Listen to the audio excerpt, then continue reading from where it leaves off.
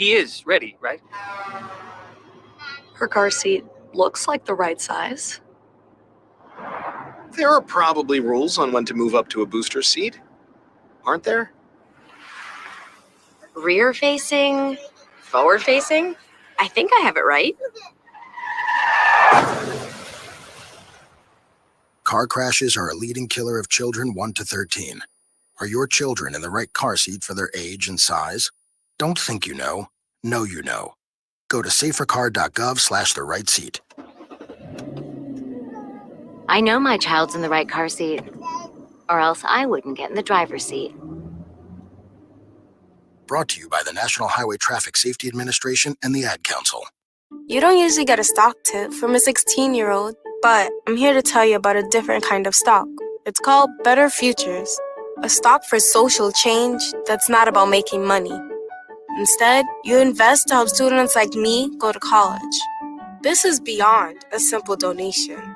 It's the opportunity for America to invest in its kids and take an active stake in the future of the country. The return on your investment isn't money. What you get back is knowing you protected our potential. So one day, that potential can grow up to become surgeons and architects, executives and engineers, people who can change the future just by being a part of it. My name is Alicia, and I am your dividend. Invest in better futures with UNCF. Visit uncf.org/invest. A mind is a terrible thing to waste, but a wonderful thing to invest in. A public service announcement brought to you by UNCF and the Ad Council. This is Nnamdi Asamoah. I play football for the Philadelphia Eagles, but what I do off the field with United Way might be more important. I'm a volunteer tutor and mentor. Why? Because over 1 million kids a year drop out of school, and that's not okay. It takes 12 years to create a graduate, but it takes about the same time to create a dropout. And the difference between a child becoming one or the other could be me, or it could be you. Studies show that if we get to these kids earlier, their chances are better. And kids who read well by 3rd grade are more likely to graduate. So join me in United Way. Suit up and take the pledge. Become a volunteer reader, tutor, or mentor. Because when a child succeeds, we all succeed. Give, advocate, volunteer, live united. Take the pledge at unitedway.org. Brought to you by United Way, the Ad Council, and the National Football League.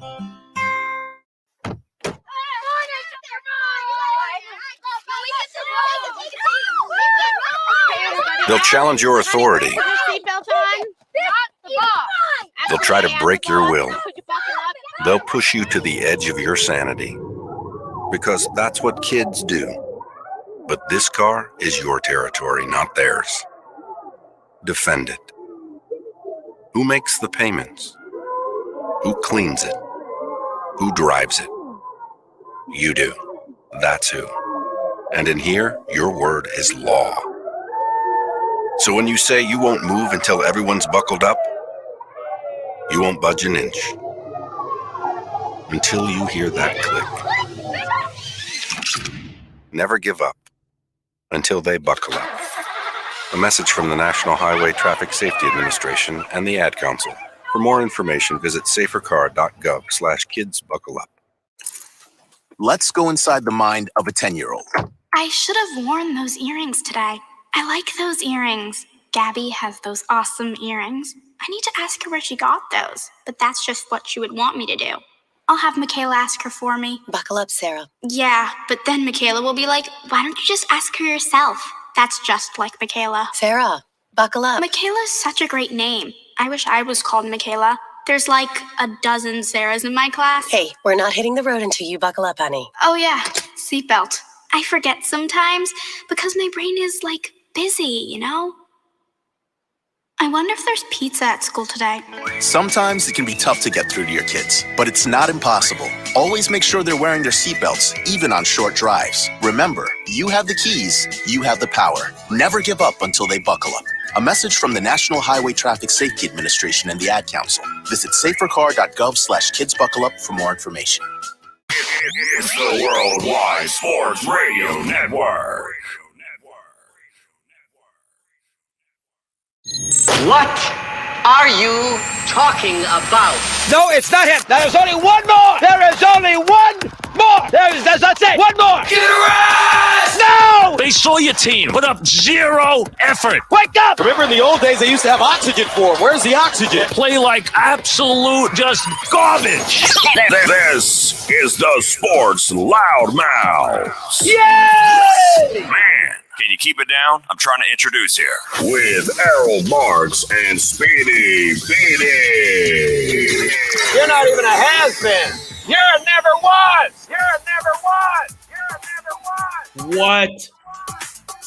What? Again? Yes. Only till 10:30 tonight. That's okay. I'm sure the chat's gonna go nuts. I don't even have it open. I don't want to have it open. I don't want to know what any. Actually, you know what, Speedy, you'll tell me after what people are saying because I'm sure they're probably going. They're either going yay or they're going crap. I'm gonna. Oh, one guy already asked, "Is it a live show?" Yes, it is a live show. Yeah. Shout out Michael Larimore. Oh, okay. This is a live show. We are live. Welcome to the Sports Loudmouths. I am your host, Josh Silberg, this evening until 10:30 when Errol Marks comes back. My co-host at this time and a man who is a massive part of this show because he is the show next to Errol, that is Speedy Petey. What's up, man? Hey, well, welcome back to have the two Mets fans on one show again. You got the shirt, I got the hat, I heard you went to the only loss that the Mets have had in the last week and a half. I did. I went to the one game where Taijuan Walker, and it's so funny because I was there with buddies of mine, and quick story, we were it was 8-0 after the second, so we said, all right, we're definitely going to leave by the fourth or fifth because I live about, give or take, I mean, Speedy lives right near me, so give or take about an hour, maybe an hour without traffic, a little less than an hour away from Citi Field. So I was like, I got to drop everybody off and go home and everything of that nature. And then also they make it like 8 to 5. And I'm going, crap. Now they're right back in this thing again. Now I got to stay. And then it became 9 to 5, and then we left, and it was 9-6, and they lost. But listen, they're winning. 7 games up. It would have been nice if Jeff's Red Sox, did something this past week. You're really trusting that to happen with the way they play defense, especially, and now they can't pitch either. So I mean, it's just so crazy how I watched that series, and I know we're gonna have BetMGM MLB podcast and Odyssey Sports, big time baseball. You can see it right there. Bet QL better for the cycle. Cody Decker is going to join us, and I do want to get Cody's thoughts on the Field of Dreams game, because when you decide to put in the middle of a week with two, I understand the history of the two teams with the Reds and the Cubs. It's great, and that's no disrespect to them. They have a very rich history, the two of them. Right. It's not really growing the game when you have those two teams playing in it this year, and you have in the middle of the week. It just doesn't make any sense. But let's get right into it. Before we get into the show, let's tell you about how you can listen to us and other great programs as well. You can listen to us on our brand. I almost said brand new. It's been an app for a while. I don't know why I said brand new. On our free app, what you do is if you have an iPhone, you type in WWSRN on the Apple Store. If you have an Android, you go to the Google Play Store. You type in Worldwide Sports. WorldwideSportsRadio.com. We're on Facebook, Twitter, Instagram, YouTube, Periscope, and Twitch. And if you want to hear about things getting stuck up Speedy's ass, you can listen to the Snapchat feed as well, because Errol likes to ask a lot of questions about that. So does he? Oh, God, does he ever. You could do that. Also, really quick, tomorrow at 6 o'clock, I will have an announcement tomorrow regarding the future of Off the Mat. Something bad, but there are going to be changes for a little bit, and things are going to be changing into place. It does involve me, and it involves the Off the Mat show with Alex and Lyle. So I will get into that tomorrow at 6 o'clock. So if you want to hear about that, hear about the changes, you can tune into that. I'm sure Jeff's going to insult me and say nobody watches wrestling. Their brains melted then if they did. So, and everything of that nature. I am exhausted. I am going to get through this as best as I can, for sure. I've been up since 5 a.m. It's wild. Speedy, how are you, first off?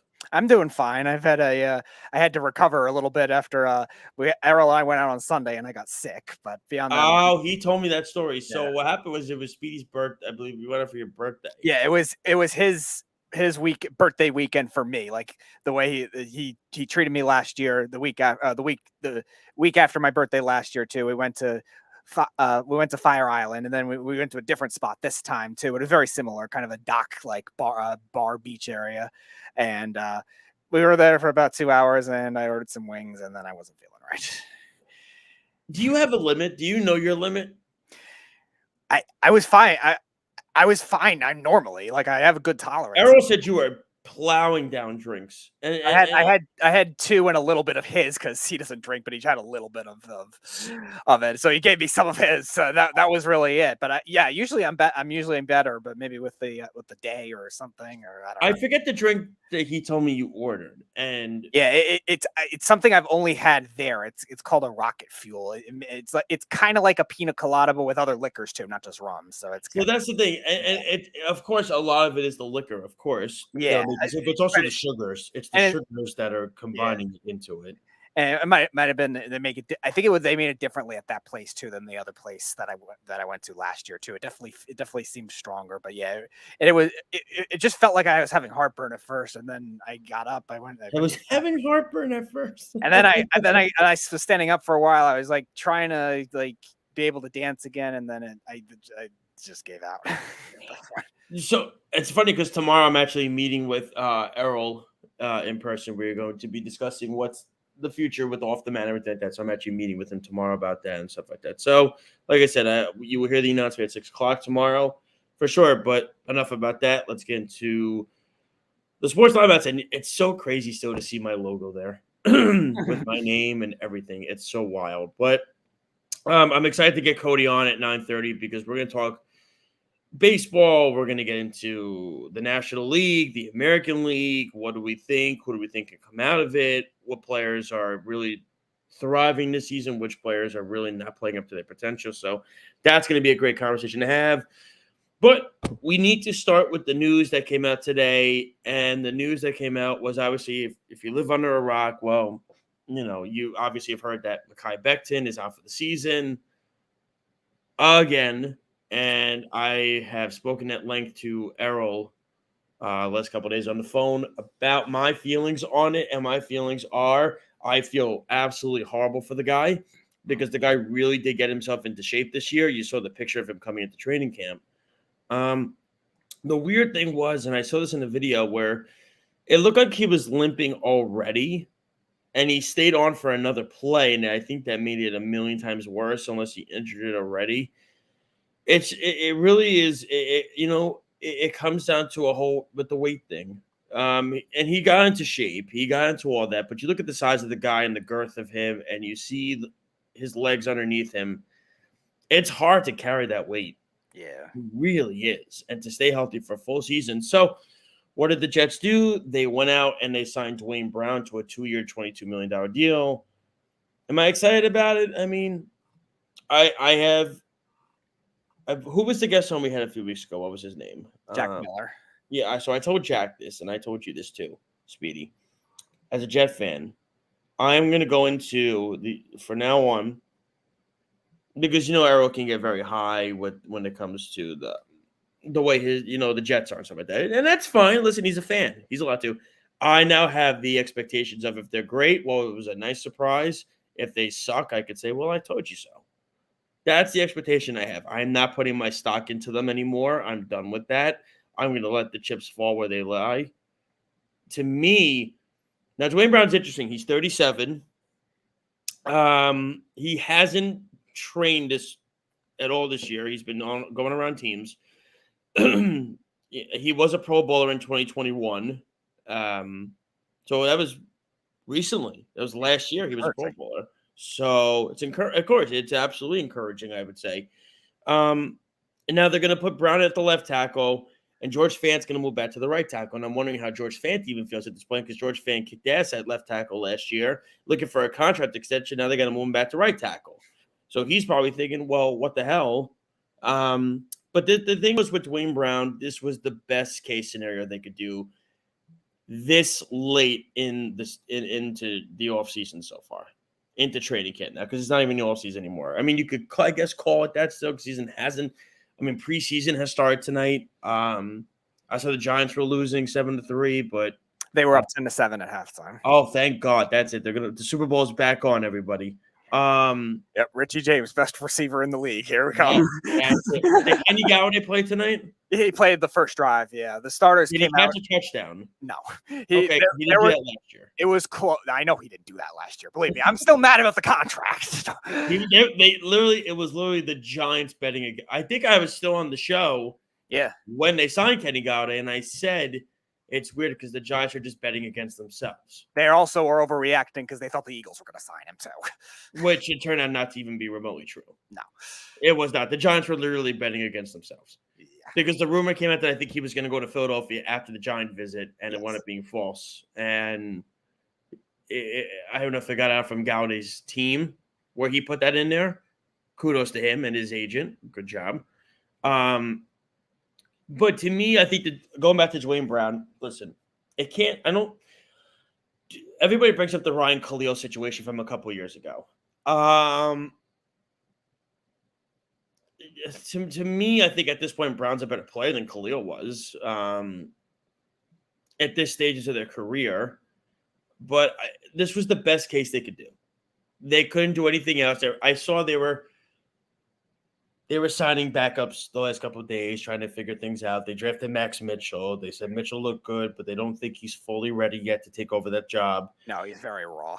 And, they want to make him that swing tackle where he could play tackle and he could play guard. He could do everything. That's the nice thing about him. But now you have an offensive line of Dwayne Brown, Elijah Vera Tucker, Connor McGovern. Tomlinson. You have Lakeland Tomlinson there. And you have George Fant. So it's a nice line. Now, the problem is, the guard position's fine. Tomlinson and Vera Tucker are fine. Both really good.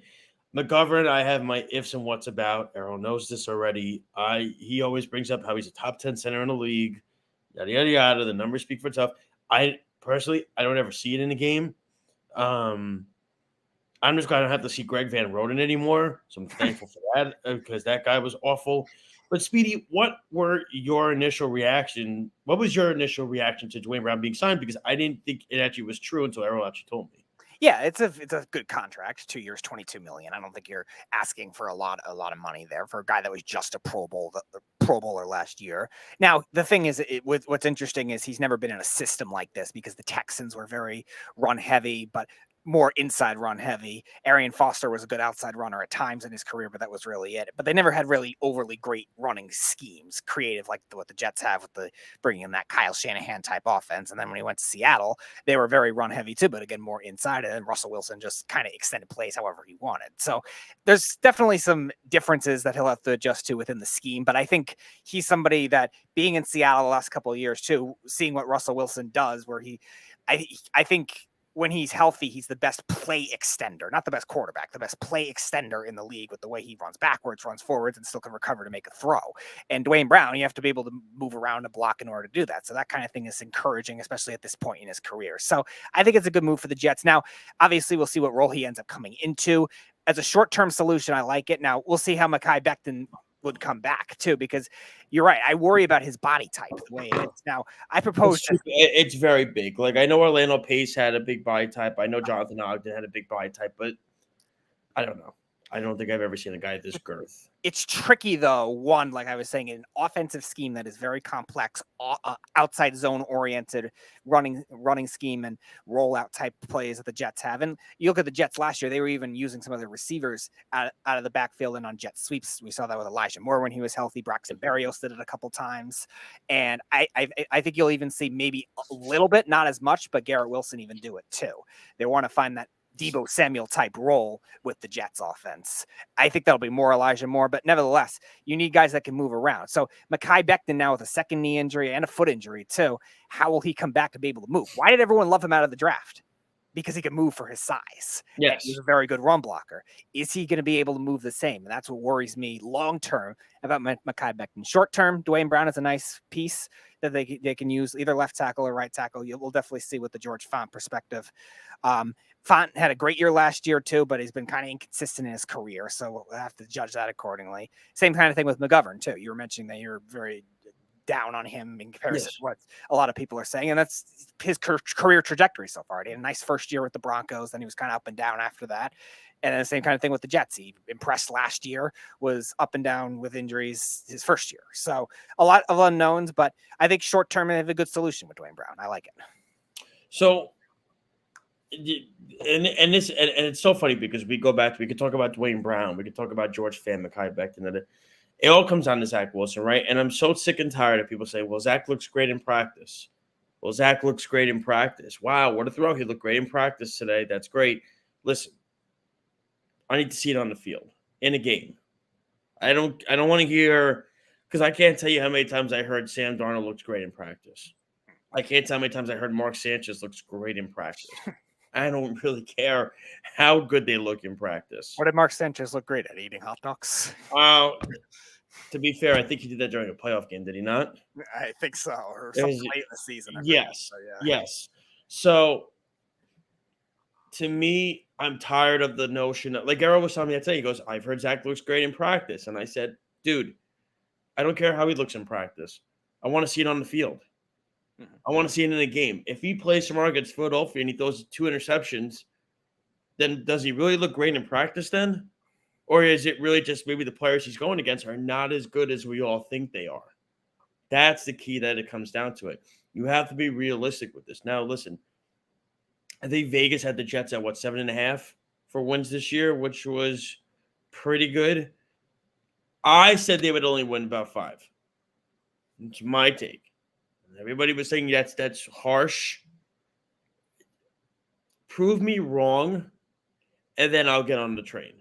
Until then, I can't bet in favor of you if you've consistently you have the longest drought, I believe, now in the NFL for a playoff appearance. For a playoff appearance, yes. Yes. So how am I supposed to believe in you going forward to get more than the amount of wins that Vegas has given you? What?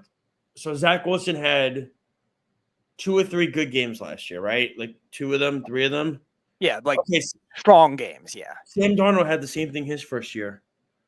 Sam Darnold had the same thing. First game, the game against the Packers, and then I think one of them against the Bills or something like that. And then he came out the next year, and I understand Sam didn't have any weapons, right? We can all agree. Yeah. He had no weapons, and nobody throw it to, all that. The point is, I need to see it consistently on the field. Now, Joe Douglas did everything he could to make this offense successful.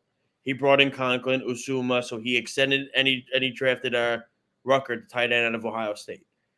So you bring those 3 in. So the tight end room is much better because, let's call it like it is in a LaFleur offense, you usually want to do 2 tight end sets.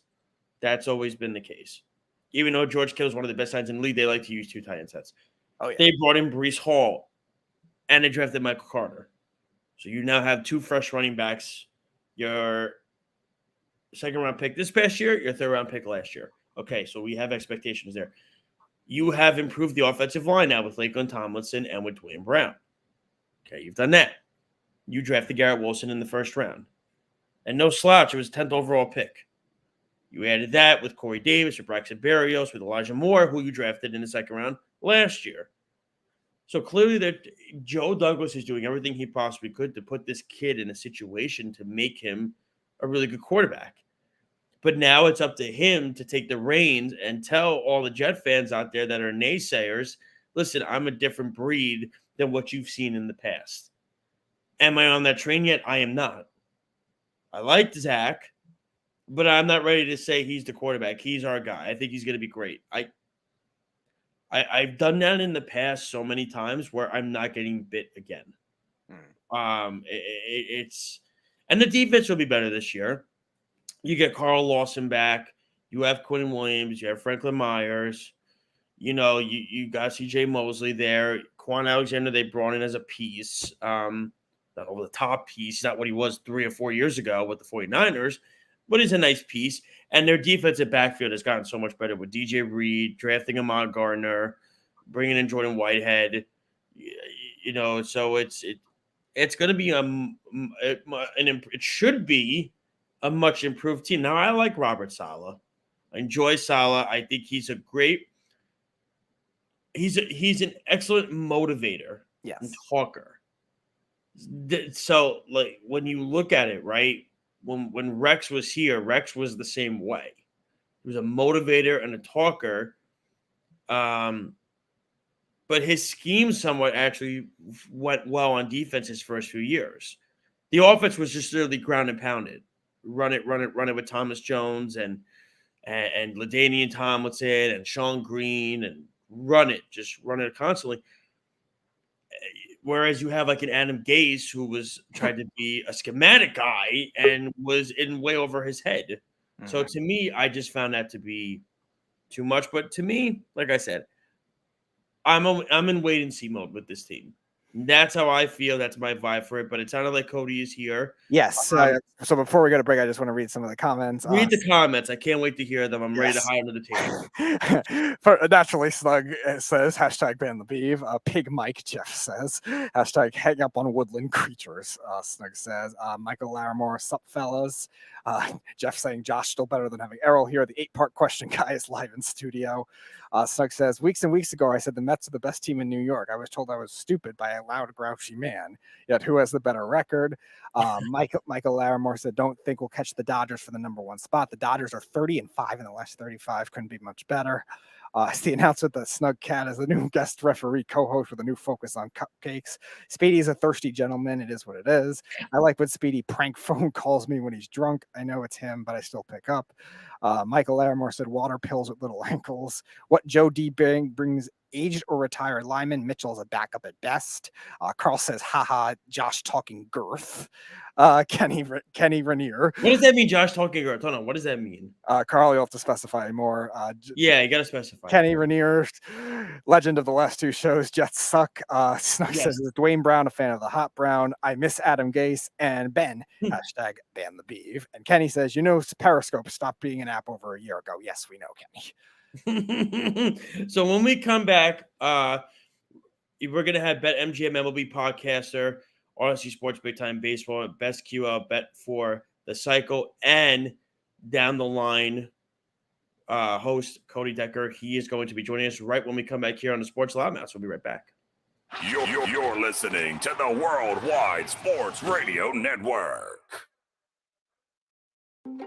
This is Mario Andretti. You know me as a race car driver, but I'm also a Meals on Wheels volunteer.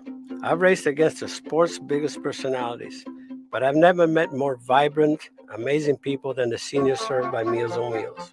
As a volunteer, you deliver a hot, nutritious meal and a friendly hello to someone just like your mother, grandfather, or next-door neighbor. These seniors are inspiring people with incredible stories to share, and they love to see you. The smiles you get back are priceless. Delivering with Meals on Wheels is easy, and you don't have to drive like me for it to be quick. You can volunteer your lunch break once a week or just once a month.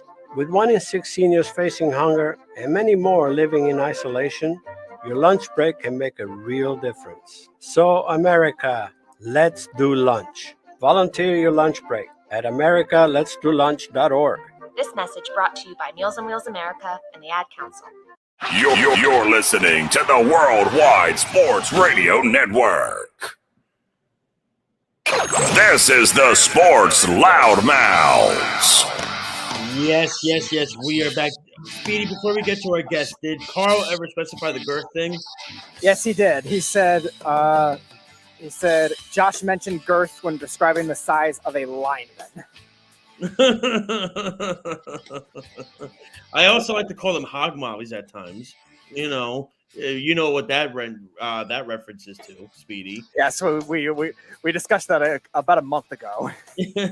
But right now, let's bring in our guest this evening. Very well known. Actually, I was talking to my dad about him today, actually. So that was cool. My dad was like, oh, I know Cody. So that was kind of cool. So I was going. He's the host of Odyssey Sports, Big Time Baseball, Bet MGM MLB podcast powered by BetQL, and Bet for the Cycle on BetQL. And down the line, he is Mr. Cody Decker. How are you, sir? Oh, man, living the dream. Played some golf earlier today. Shot not great, but hey, what are you going to do? I am an avid golfer. And the thing, it's so funny. When I go with my friends for the first time and they play, and they get so mad, and I always tell them, I'm like, guys, we're just here to have fun. Here, have a beer. No.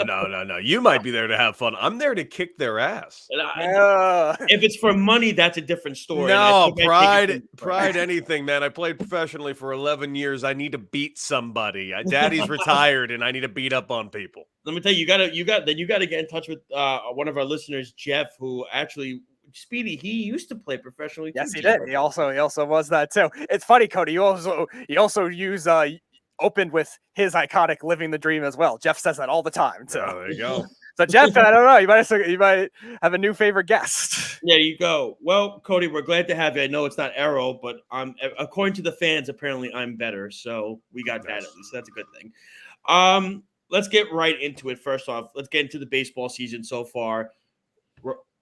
It's, as they call it, the dog days of summer, right? We're getting down to that point where it's getting tough, almost the middle of August. You're kind of starting to see teams basically stamp their name at this point to where they're going to stand in the standings and everything of that sort.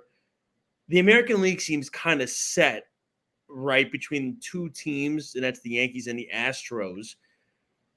Is there a team you believe in the American League that really stands out above those two teams? I can't see it this year. Above those two teams? No. But do I think the Yankees are a team that's desperately in trouble right now? Yes.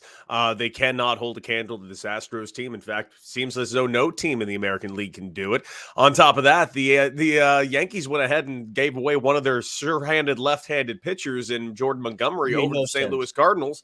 And they pick up a lefty in Montas, who I do like, but unfortunately, I like a healthy Montas, and he's already been on the IL one time this year with shoulder problems. This is a team that needed more arms and instead got themselves an injured center fielder and giving away one of their arms. It absolutely made no sense. And right now, the Astros are the best team in the American League. And quite frankly, there's another team I'm watching going forward, and that's Seattle Mariners. I'm looking forward to seeing what this team does going forward now with the addition of Castillo to this team.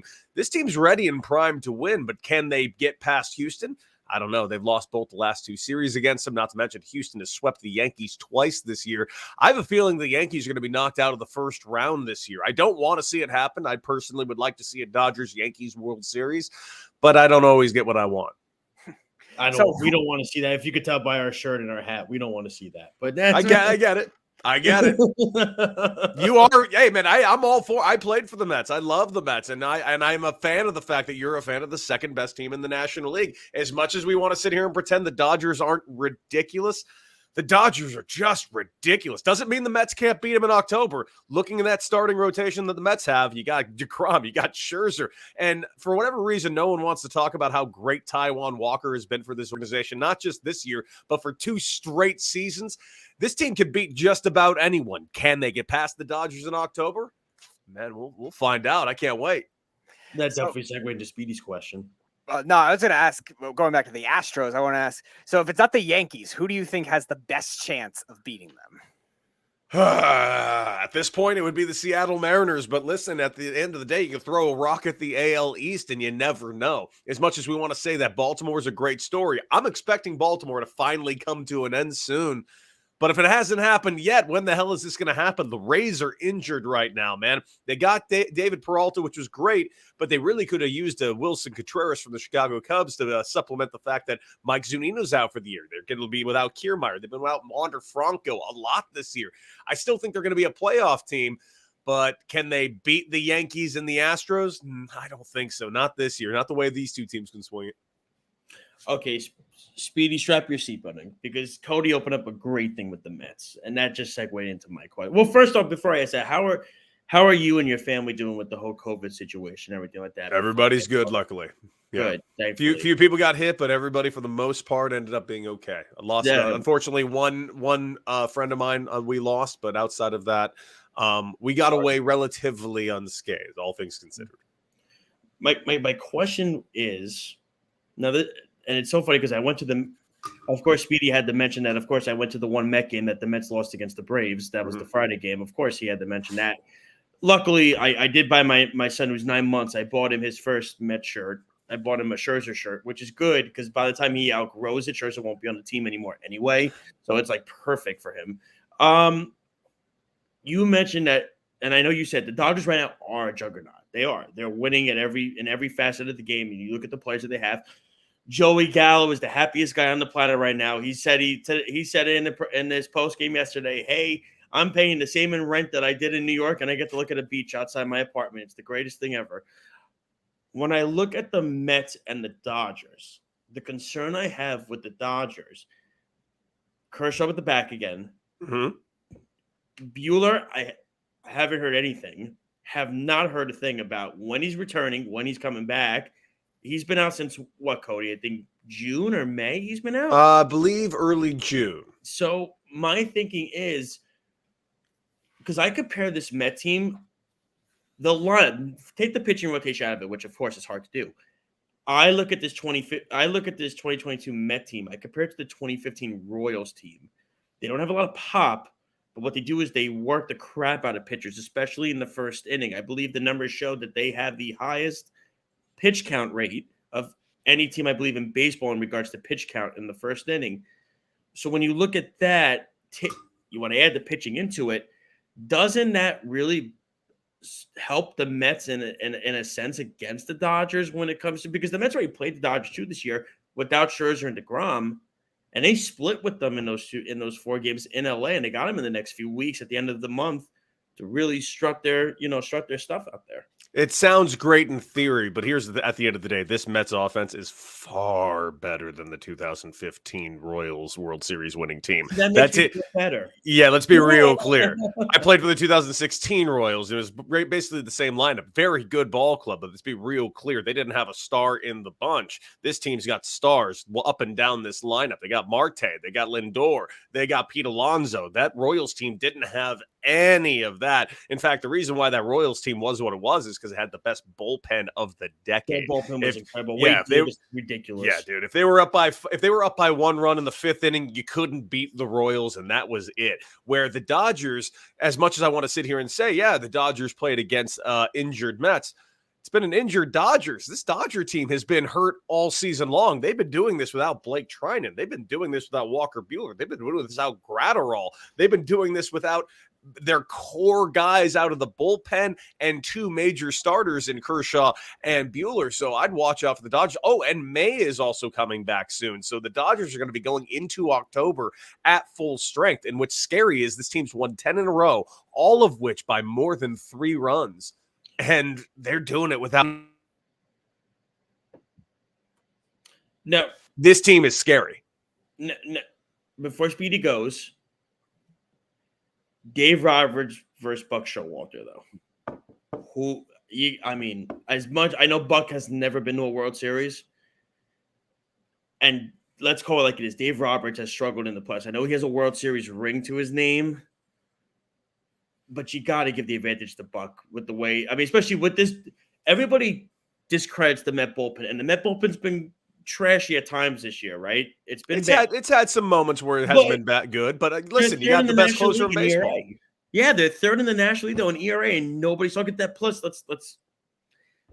I want to put this on record here, and I'm tired of Errol arguing this with me, and I'm putting this to bed now. Edwin Diaz is better than Clay Holmes.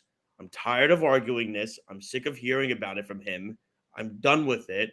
Edwin Diaz is a better closer than Clay Holmes is.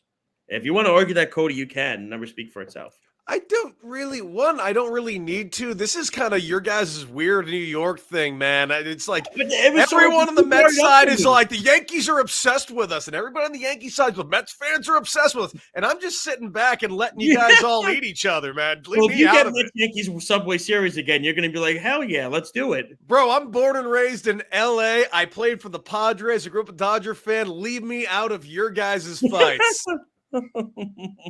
Go for it, Speedy. I like them. How about this? I like them both, and I want them both to do really well. Edwin Diaz, by the way, who was up until this year probably the biggest trade bust, and keep in mind, he was the biggest part of that trade with Seattle a couple of years ago, and he's been terrible up until this year. And this year, coming to his own, he's the best closer in baseball. That trade is now all of a sudden not looking quite as bad as it once did. But And Jared Kelenic got sent down again today. He got sent down again, which is crazy. It's when I see Kelenic's numbers, it blows my mind how great this guy looks in the minors, and he comes up to them and he looks just completely overmatched. And it makes no sense. You look at his body type, you look at the strength that he has, the power potential, everything about him.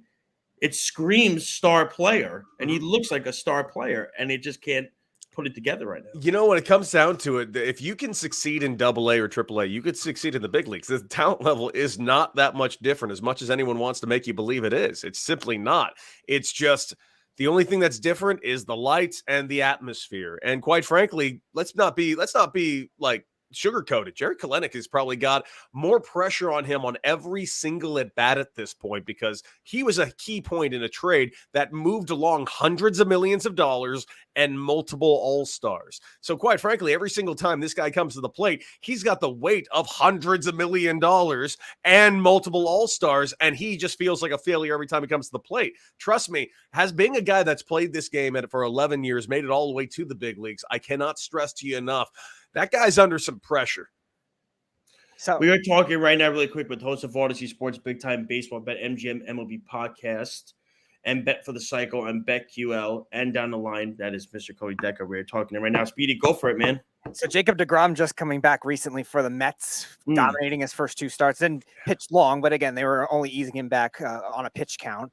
But short-term and long-term trajectory for deGrom, what do you see for it going forward?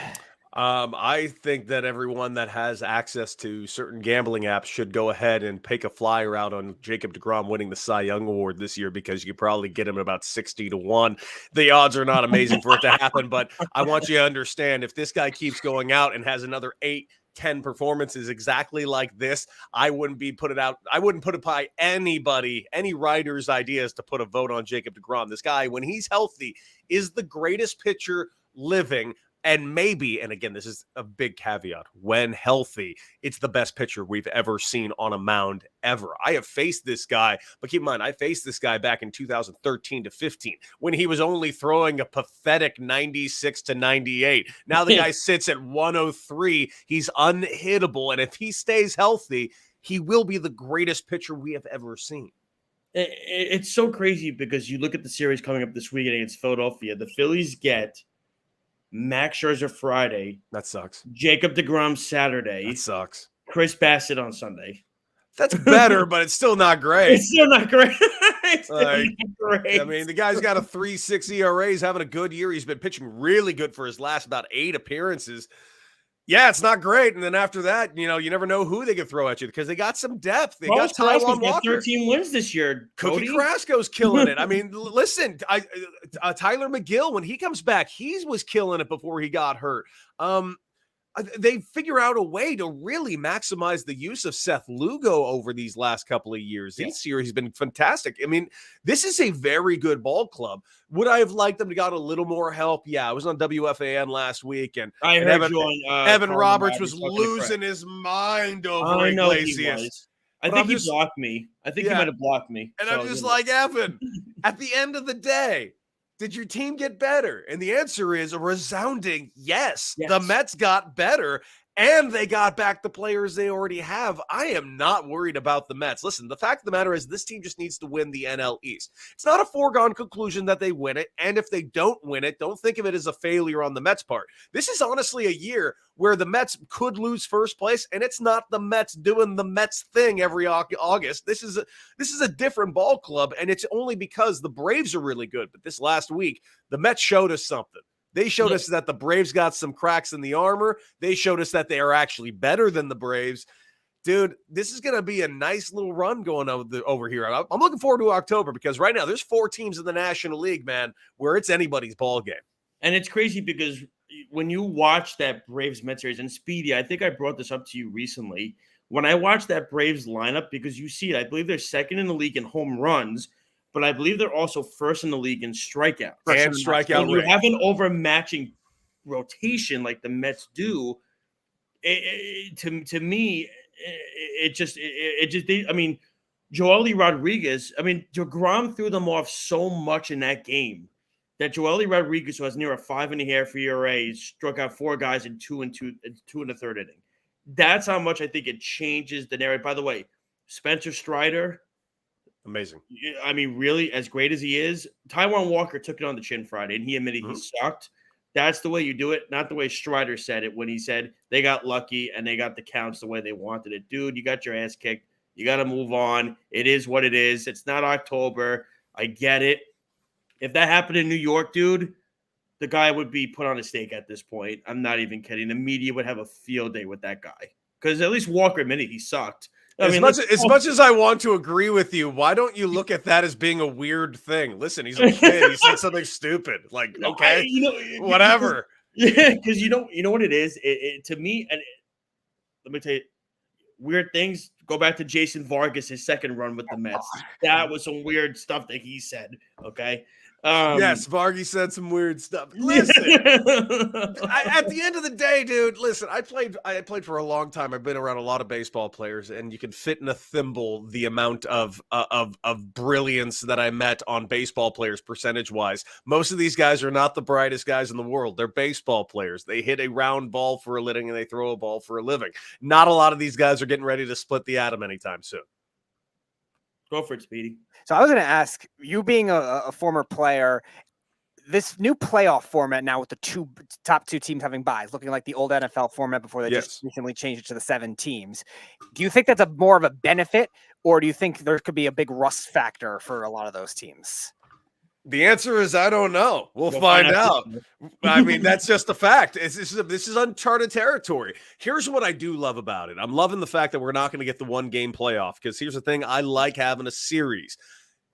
Now, let me torpedo that last sentence really quick. The 1-game playoff is always the best game of the year, and I'm sad we're going to lose out on what is usually the best game of the year. I know. 2016. Yeah, there's no way to win this argument, but I'm glad they're going to be getting a series. Outside of that, the bye, man, yeah, I can see a team like the Dodgers having a bye, winning 115 games this season, and all of a sudden coming out kind of flat against, say, they're matched up against the Mets. Can you imagine not facing live pitching for 5 days and all of a sudden you got to open up against a Jacob deGrom and Max Scherzer?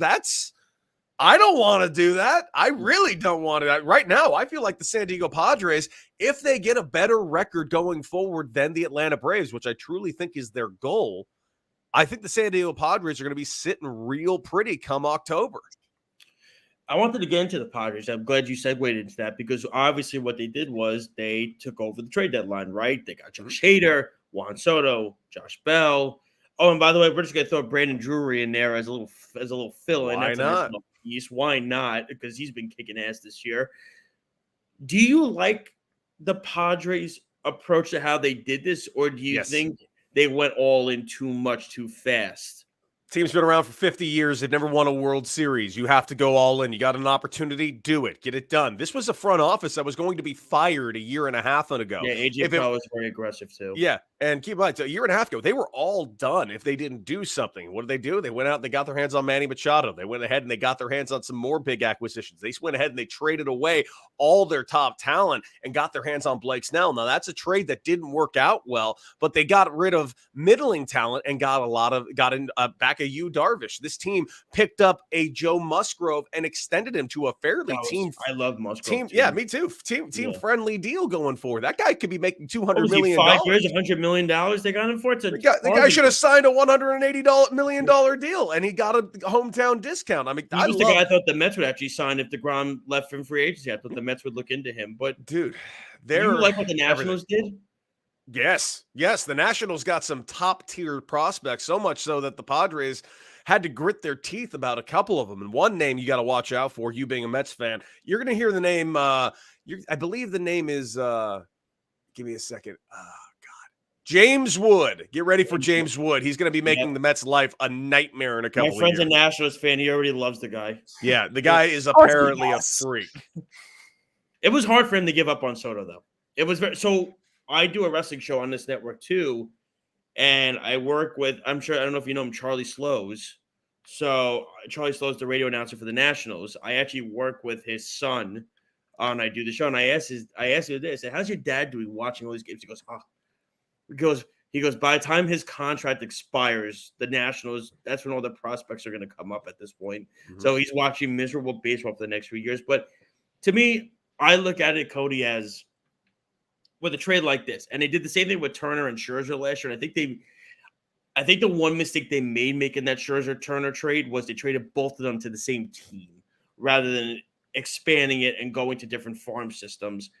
You have to, I think, trading a guy like Soto, at minimum, 2 of these prospects to me have to work out. They have to.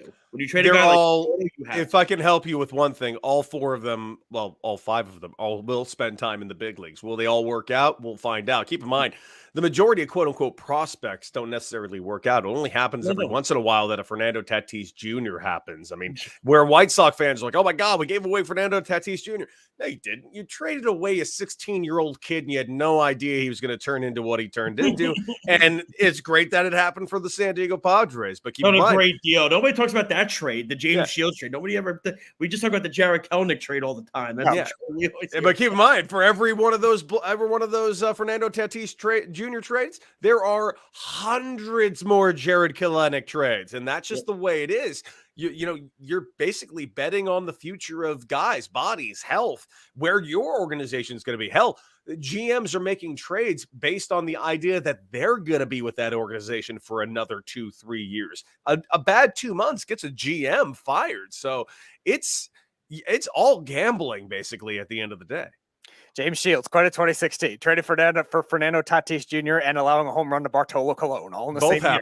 Both happened. So being that you're a betting guy, so future bets now towards the end of the season, both for a team and a player. Is there any ones that you like in terms of like good underdog value? Yes, Mookie Betts. Get a look at Mookie Betts right now. You can probably get him 15-1. I think the National League futures market is completely wide open as far as the MVP going. Right now you got Goldschmidt with the shortest odds, and I do not think Goldschmidt will continue this absurd streak he's been doing. I'm expecting he's always been a kind of a streaky hitter. He can have a bad month, and if he has a bad month, he's going to fall out of the top tier thing. Manny Machado is going to continue to do great things, not to mention Freddie Freeman, but I truly believe this is Mookie Betts' year. Craziest story you remember playing ball, obviously, and I'm sure the minors, there's a lot of them. What was the craziest story you can remember, whether it's outside of baseball? I can't tell you the craziest stories. Oh, yeah, come on. No. One. Oh. No. Like, absolutely not. Other than maybe we did have a teammate that we did shave racing strut. We put him in the shower, and of course, we were all in the shower, and he lost a bet, and because he got thrown out at second base. He said if he got thrown out at second base, we as a team got to shave in because he had really hairy legs, racing stripes down the side of his legs. So he of course got nude and covered his entire body with shaving cream, and we all get on there, and I'm talking like 24 other guys sitting there with a razor, and we're all kind of sculpting our teammate in the San Antonio clubhouse until he got these racing stripes. And the goal was, and the rule was, and our manager was very unhappy about this, but that guy had to steal a base every single time he got on base and there was an open bag. That was the bet. And it worked out great because I think he stole 10 straight and ended up getting moved up to the next level. Best manager and teammate you ever played with? Best teammate. Man, there's a couple that immediately come to mind. Nate Fryman being one of them. John Baker being another one, former catcher of the Padres and, of course, the A's and the Cubs. Anthony Recker, one of my favorite teammates. Loved playing with Rec. When I was with the Mets, I couldn't get enough of Luis Guillorme. Love that kid. Favorite other teammates of all time. Rocky Gale, probably very much at the top of my list. Rocky Gale, perennial backup catcher. Look him up. Amazing guy. Favorite manager? Man, there's been a couple. Pat Murphy comes to mind. Pat Murphy, who's currently the bench coach for the Milwaukee Brewers. Dave Roberts comes to mind. Bud Black comes to mind, but I'd probably have to go number one of all time manager, John Gibbons, former manager of the Toronto Blue Jays. I loved Gibby more than most deceased relatives. I would give anything to talk to him right now. He didn't have teeth when I played for him, so I didn't understand a word he said. So maybe he was the rudest man I ever played for. I'll never know. He just spoke like Boomhauer from King of the Hill. I couldn't get enough of this guy. He was the funniest, most gentle, delightful, brilliant baseball mind that I didn't understand a word. But somehow I got better and learned from him just because, I don't know, telekinesis? So while you were playing, your favorite moment individually and the toughest pitcher you had to face in your career? Kenley Jansen owned me for whatever reason. I think I foul tip K'd to him 4 times. Just couldn't hit him. Knew every pitch he was throwing and couldn't hit him. Guys that I did really well against. I think, believe it or not, every single Mets star over the last 10 years, I did really well against. I think I have like 3 homers against Mats, 2 homers against Syndergaard. That's the Mats one. I mean, a few others. I'm honestly not sure. I think I've had a good career against Mets organization. I don't know. A few other dudes. I always did well against Sonny Gray. But lastly, what was the second part of that question? So your favorite moment or play in your career? Getting called up was pretty sweet, but my last at bat was a walk-off home run. I was in AAA for the Diamondbacks, and the organization knew I was retiring. My teammates knew I was retiring. The announcer knew I was retiring, but the fans didn't. No one knew I was retiring the next day. So I hit a walk-off home run that night, and that was pretty sweet. We've done a lot of Met talk. We have to be fair, of course, with the other New York team, as difficult as it might be. The Yankees, there's a dilemma with them. Obviously, Cody, I know you alluded to earlier, you're concerned about them, but there's another dilemma to them right now, and that is a Judge dilemma with this team right now. It sounds like to me, from what I could gather with him talking to the media, Aaron Judge is not happy with this organization, and I know he's a California guy. Could you legitimately see him leaving the Yankees? Because the team I look at instantly right away for him to join is the San Francisco Giants. He's going to be a Giant. Yep. That's it. He grew up a Giant fan. He's going to be a Giant. Yeah.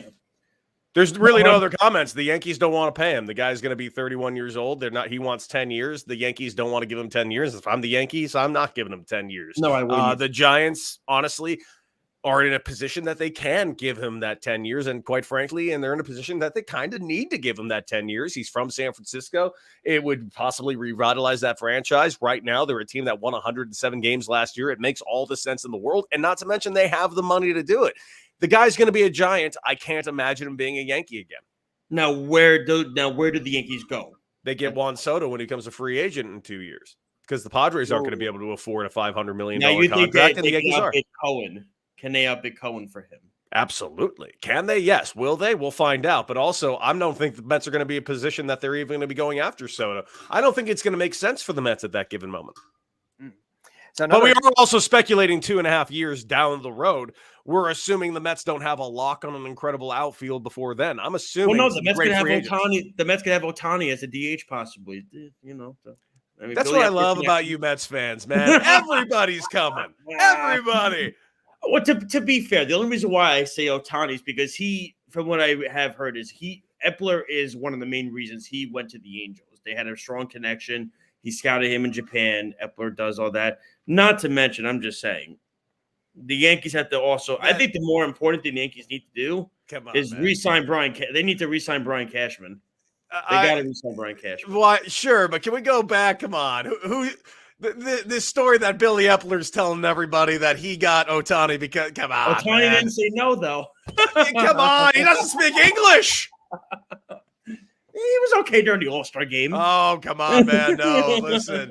Billy Epler, he's doing a great job with the Mets, man. I commend him for everything he's doing, but I'm gonna have to draw the line that, oh man, Ohtani just can't wait to be reunited with Epler. No, that would be, let me tell you, that'd be if he gets it done, then I'll take back everything I just said. I'm like, dude, Epler, build him a statue if he gets Ohtani.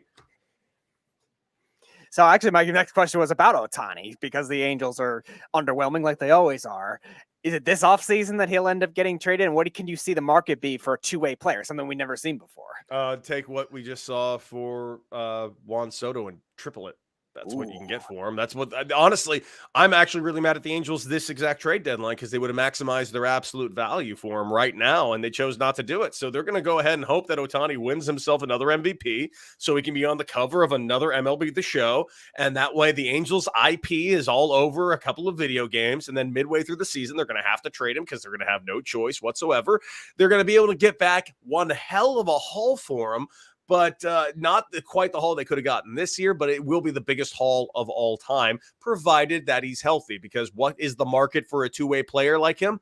No idea. There has never been a two-way player like him. And I know people want to sit here and say Babe Ruth. No, there has never been a two-way player like Shohei Ohtani. Not even close. Did the Yankees, do you think they should have thrown those prospects in to get Luis Castillo over Frankie Montas? Yes, but to be fair, the Mariners really sent over a hell of a package. So much so that I think the Mariners really kind of set the market where this is where the expectation is. And I think that's what led to, among other things, like the fact that we still have the qualifying offer because the CBA was officially, quote unquote, finished this week. That's why you got a guy like Wilson Contreras and Ian Happ that weren't traded. Crazy. Do you agree with the Cubs doing that? No, they're stupid. They have no idea what they're doing, and they're directionless. Thank you. Oh, my God. They're just throwing things at a wall. It's driving me nuts. I said that last week, and I got ridiculed up the wazoo for that. By who? Who's anyone? Who's by watching? Who did I Who the get hell's ridiculed by? watching this Everybody? going like, man, there's a plan. There sure as hell ain't a plan. I want there to be a plan. It's the Cubs' new front office. I don't know what their plan is at this point. No. So it actually leads into my next question well, too. So is there a team that was a buyer and a team that was a seller that you think underwhelmed the most that should have done more at the trade? Baltimore Orioles. They gave away a couple of players, and this team's one game out of a playoff spot, man. I wanted them to go for it. Is it feasible?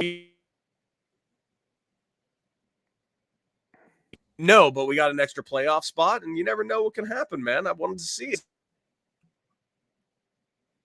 We got Trey Mancini down in Houston, which really sucks because I don't want to root for Houston, and I can't root against Trey Mancini and Dusty Baker. These are two of the most adorable people in Major League Baseball history.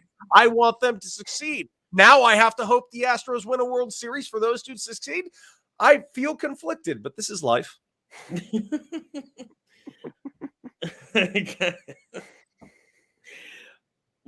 Give me your top 5 best teams right now. 1 being the best, and 5 being the worst. Obviously, for top 5, you would put as World Series odds right now. Dodgers are 1, Houston Astros are 2, New York Mets are 3, San Diego Padres are 4, New York Yankees are 5. Okay, Yankees are 5. You're on this Padre train. Yes. I like. They're by the way, they've been maintaining, this entire season, holding a playoff spot in arguably the toughest division, not only in the National League, but arguably say Major League Baseball. Because as much as we want to sit there and look at the Rockies, be like, the Rockies suck. Rockies don't suck. Rockies are actually not bad. Same with the Arizona Diamondbacks. They swipe away a lot of victories, especially if you're playing in the gambling sphere. But that division, watching the Padres do what they've done all season long, and now they add Juan Soto, and now they're about to finally, for the first time this year, play with Fernando Tatis Jr. with that pitching staff. Also, Joe Musgrove, Yu Darvish, Blake Snell has been pitching pretty decent as of late, and as of right now, they only need Blake Snell to pitch like a number 4. They got Sean Manaea, who's been having himself one hell of a season. I mean, this team's pitching staff is deep, and now adding to their bullpen a Josh Hader, you never know what this team can really do. I was going to ask you, are you concerned about Hader the last few outings? I mean, not any more concerned about him as I am any other closer in the game. This has been a weird year. I mean, look at Clay Holmes, like you mentioned. He's all of a sudden, he went from the best closer in baseball to then looking like he's never picked up a ball in his life. I mean, it's just, you've seen the same thing in Atlanta with Kenley Jansen. Kenley Jansen could be as shaky as the next guy. There are no real closers this year with the exception of Edwin Diaz, and man, who else that's really gone out there that's an automatic 3 outs? Because even on the Dodgers side, they have Kimbrel. Kimbrel's not an automatic 3 outs. No, he's not what he was. It's an automatic 1 out at this rate. Yeah. He'll get an out. I'll give the Cubs credit for that. They fleeced the White Sox in that trade, but beyond that, no. So I actually wanted to ask you, because you mentioned the closers. I've always had this way of thinking that the actual concept of the closer will die out in the next 2-3 years. Can you kind of see that already happening? It's kind of already happening, but I don't think the actual role is going to be gone. I think it's just going to be kind of a utility role. Like a few guys are going to fill it out. The Dodgers have been doing that model now for like the last couple of years, where Jansen was kind of moved out of it a little bit, and it's been by committee. Treinen would close out some games. Gratterall would close out some games. And then, of course, you had Kenley Jansen closing out games. And other teams that'll do that as well. But right now, the surefire closers right now, Edwin Diaz, he's a closer. You don't want anybody else throwing that ninth, but best Edwin Diaz entrance right in baseball too right now. I love it. Not my favorite closer entrance of all time, but it's a good one. I mean, even Pat McAfee even alluded to it, and Pat McAfee never talks baseball. Pat McAfee was like, that dude, when he comes in, he's like, I got to go to Citi Field now and watch that entrance. I think they're trying to get the trumpet guy to the game. They are. He's coming. So Timmy Trumpet is coming August 28th against the Dodgers. Oh, very, very cool. Yeah. I want to talk to you about the Field of Dreams game. They're trying to grow the game. The Field of Dreams idea it's a great concept. I understand you have 2 historical franchises in the Cincinnati Reds and the Chicago Cubs in this game. Great. But you should have known probably before the year that these 2 teams were probably going to be on the rebuilding side. And then you also have the game during the week. Isn't that not a way to grow the game at this point? Shouldn't you do it on like a weekend or a holiday weekend and have teams that are top-notch teams out there, like the Astros, like you said, or the Padres, some interesting teams that people are going to – not that the Cubs and Reds, I don't have disrespect for them, Cody, but let's call it like it is. This year, they suck. Yeah, both these teams suck. Does this grow the game? No, I didn't expect this. Listen, I got some real bad news. Field of Dreams is a terrible movie. Stop pretending that it's a good movie. This game doesn't move the needle at all. I mean, all it's making me do is like, yeah, okay, cool. The Reds jerseys are cool. There's no stars in this ball game. Last year I got Yankees and White Sox, and this go around we're sitting here looking at, quite frankly, 2 teams battling it out for last place in the worst division in Major League Baseball. Could they have planned this better? Yes. Should they have maybe planned more than one game? Yeah. Why aren't they? Quite frankly, the White Sox would have been a better choice in this. I understand going with the Cubs, but if you're going to do another historic franchise, I guess the Reds, but knowing after what they were going to be doing this offseason, yeah, I would have rather seen a Rocket Brooklyn Dodgers uniform in there. I would have rather seen the Kansas City Royals go up there wearing some like Kansas City Monarchs unis. That would have been sweet. That would have been cool. Yeah, I would have liked that. Unique. Yeah, give me something like that. But just giving me the Reds. I mean, Joey Votto, yeah, but this would have meant something to me in 2007. This matchup, and unfortunately, it's 2022, and we got to get ourselves some better ball games. And midweek, it seems like this would have been a perfect setting for an Apple Friday night game of the week. And for whatever reason, we're doing it on Thursday with the 2 worst teams in baseball. I just simply don't get it. We get Mets Phillies tomorrow. I got to watch that on Apple TV again. Great. That's great. He is the host of Odyssey Sports Big Time Baseball, Bet MGM MLB Podcast, Bet for the Cycle on BetQL, and former MLB player Cody Decker. Cody, thank you so much for joining us this evening, man. Before we let you go, how can the fans reach out to you on social media? Best way to find me is just on Twitter. You can find me there at Decker6. You can also find me on Instagram, Anti-Hero Baseball. I usually post all the shows that I'm going to be doing. Been hosting Bally Sports Live on the Line nationwide on television for the last couple of weeks. In fact, I'll be in Chicago live at the studio hosting that all week long next week, noon Eastern time on Bally Sports. You can also watch on the Bally's app if you guys want to watch that. Not to mention my show in 670 The Score in Chicago. And like you said, Bet for the Cycle on BetQL Network, and my podcast podcast with John Heyman and Tony Gwynn Jr., Big Time Baseball, not to mention my other show, BetMGM MLB Podcast, powered by BetQL. And tomorrow will be a bunch of BetMGM home run prop picks throughout the weekend. Follow them on social medias and see that. And quite frankly, I haven't slept in months. So I got to tell you, before we let you go, I love to see a baseball debate with your energy and Mark DeRosa's energy, just the two of you going at it back and forth. Mark DeRosa can't hang with that, but I will tell you what, this is what Mark DeRosa can hang with. That guy's got the best hairline in sports these days. You know what? Someone talked to me about Mark DeRosa about a month ago. He's like, yeah, I played with Mark. Mark was kind of a quiet, shy guy. And now I see him on MLB Central every day, and he's just the most talkative guy. I'm like, Mark DeRosa was a quiet, shy guy. This guy's like made to be a morning show host. If he's not a morning show host on MLB Network, he was interviewed for the Met job, the Met managerial job a couple years ago. Yeah, the guy is just, look at him. He's got the looks, he's got the jawline, he looks like a 80s like villain in like a Wall Street movie. I was just gonna he looks like he's like the guy that's being your friend, but like he's also like taking your house. He's the IRS. That's what it sounds a little bit. Yeah. Oh God, he'd be such a great villainous IRS guy, which is amazing because he seems adorable, which is why that's why he'd be so good. That's why Hannibal Lecter is so scary, because he seems so fine before he eats you. On that note, Cody, listen, don't be a stranger. We'd love to have you on again. If you're in New York, you go Mets Dodgers, you should go to Old Timers Day that Saturday. That'd be a good game to watch for Mets Old Timers Day. I don't think I'm going to be in New York that day, but if I was, I would be there for that. And I'm looking forward to that New York Dodgers series, man. This is going to be a heavyweight battle. I'm looking forward to it. Cody, thanks so much, man. Have a good night. All right, be good. No problem, Thank guys. you so much. The great Cody Decker, ladies and gentlemen. That was fantastic. We got a lot, So to me, that was. Cody, he really did great, Speedy. That was an awesome get, by the way. I know. I'm sorry, everyone missed that. Errol and him would have had a ball. We'll get him on again, maybe. You got to get him on again with Errol, because I would love. But am I wrong when I say a debate between him and Mark DeRosa with the two of their energy together on TV would not be awesome? Yeah, no, it definitely would. All right, I would definitely. Let's read the comments and hear how many insults I got during that interview. I'm curious. All right, so we got. Wait, you're already laughing, so that means I got 20 of them.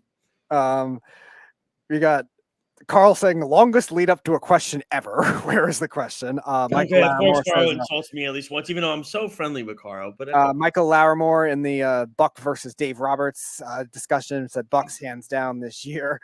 Carl says blasphemous comment. DeGrom possibly the best we've ever seen. Ha ha ha ha. Hello, Errol coming in. Hello, bitches. LOL. I'll be there soon, ladies. Josh, play with yourself. Speedy's a lady in disguise. And wait, Errol wrote all of that. Errol wrote all that, so he must be. Oh, that's good. He's trying to join in on the fan. And Jeff says more Josh, less Errol. So he actually praised you. You got to praise Jeff. I appreciate that. Well, I didn't really. I wanted to get a little more into with Cody about the Red Sox, and what was going on with them, but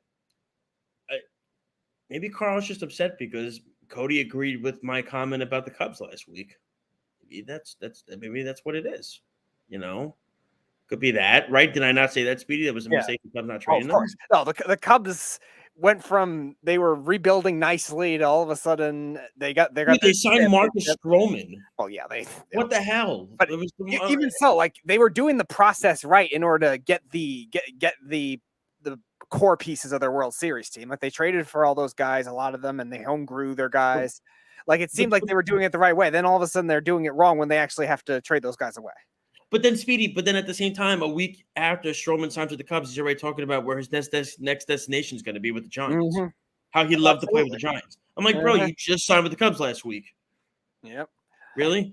All right. You want to go to a quick break and we'll come right back and we'll finish up. You want to keep going? Let's keep going. All right, let's do it. All right, we'll go to break once Errol comes back. Yeah. So at 10:25, we'll go to break. Errol should be here at that point. What I found interesting, and I was, like I said, do I really think the Mets are going to sign everybody? I tease people with that all the time. You know that, Speedy. I don't think the Mets are going to sign everybody all the time. That's not. They're not going to do that. It's interesting because Errol and I have both said that Judge is going to the Giants, and then Cody agreed with us too. Yeah. It seems like almost like a foregone conclusion because he grew up in California, grew up a Giants fan, that is where he's going to end up. And I get what Cody's saying, that in 2.5 years, the Yankees will go after Juan Soto. That's fine, but 2.5 years is not next year. So what the hell do the Yankees do next year? Like, do you resign Benintendi?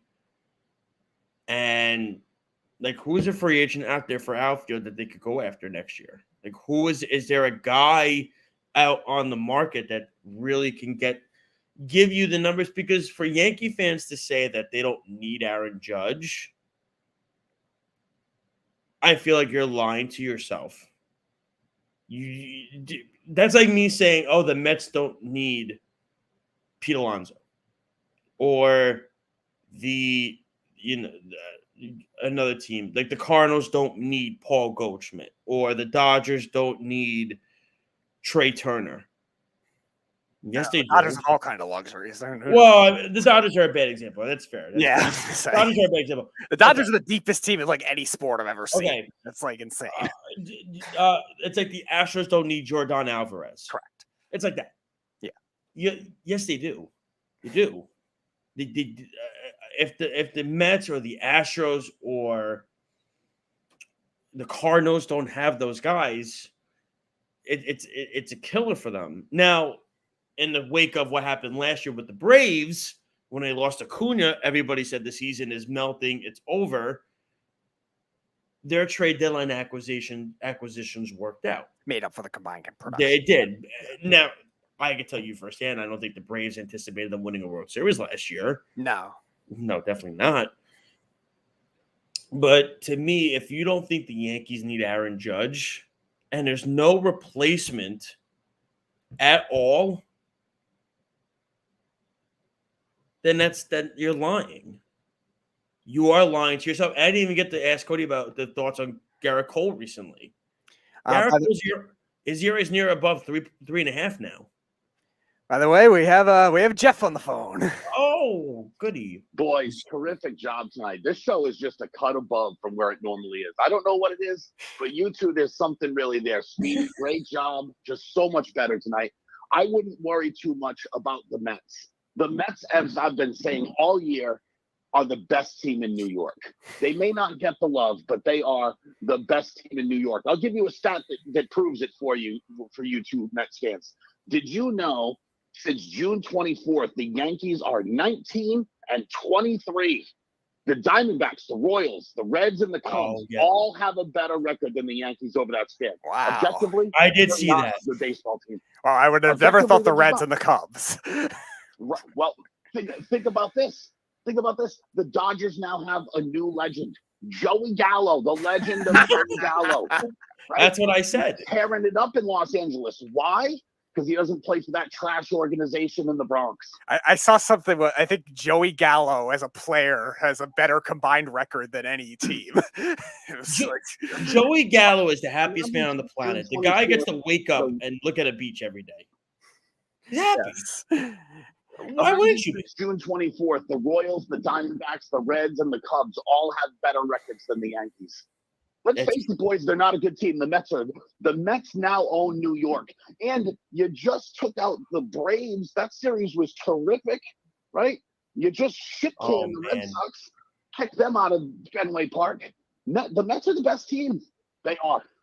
Now, I want to ask Jeff this. If the Mets are playing the Dodgers, who would you pick in that series? Jeff, he was asking you if you were to take the Mets or the Dodgers in a playoff series right now. Right now, I'm taking the Mets for the same reason that I had said before.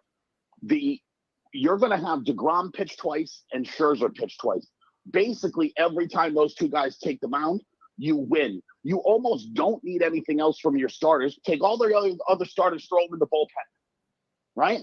And let's face it, is Edwin Diaz not the best closer in baseball? And if he's not the best closer, but if he's not the best closer in baseball, he easily has the best walkout song in all of baseball. And that's what right.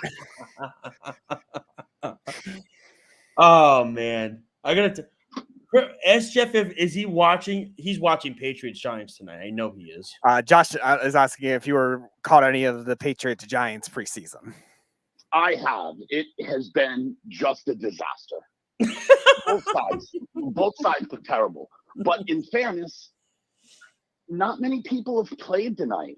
Right. Like no one's all of the Patriots starters did not play, and only a handful of Giants. The starters Giants, played. the Giants did their first 2 drives, so that was it. And then their defense was even kind of mixed too. They were kind of experimenting with the young secondary, with the front 7 starters, and kind of vice versa. The one thing I liked was Darian Beavers played very well tonight at linebacker for the Giants. Yeah, there's a couple of guys that have stood out that have had decent performances. I'll speak to the Patriots side of the ball. I'm sure Speedy will take care of the Giants, but Tyquan Thornton looked pretty good at wide receiver. Anthony Jennings was pretty good at linebacker. I mean, there's been some dudes that have had good games that needed to, by the way, guys that fringe players that need to make the team. So listen, we'll see. Who cares? It's the first game of preseason. Yeah, Speedy, I want you to ask Jeff because I am leaving in like 2 or 3 minutes. Is he disappointed that I'm leaving in like 3 minutes and Errol's coming in like 5 minutes? All right. Josh's last question, because he has to go very soon. Are you disappointed that he has to leave in like 3 minutes and then Errol's coming back in? Yeah, no. The show right now, electric. It's only going to get worse in about 4 minutes, right? Because he's going to come in and he's going to talk about, it's no big deal. Wait till the playoffs. But right now, the Diamondbacks, the Royals, the Reds, and the Cubs since June 24th all have a better record than the Yankees. I did see that stat. Effectively, are not a good baseball team. Let's face it, they stink. And they deserve to. They have the worst fans in all of baseball. Did you see them throwing things all the time? They are just horrible people, Yankee fans. Horrible people. I love the people in Flushing, Queens. Those are real New Yorkers. Yes, from the wise words of Curtis Granderson. He said that the moment he signed. Yeah, well. Right, that's what I'm saying. The Mets are for the people. The Yankees are for the corporations, and that's what Errol likes. He likes blowing corporations. I wish Errol was here to hear this part. The show's honestly gonna just lose some zip. It's gonna lose its fastball the minute that weirdo walks in. It has pop. It has electricity right now. It's got 2 great Mets fans, and we're gonna lose one of them here in a couple of minutes. It's sad, really. Where does he think Judge is gonna end up? Where do you think Aaron Judge is gonna end up? Josh's last question.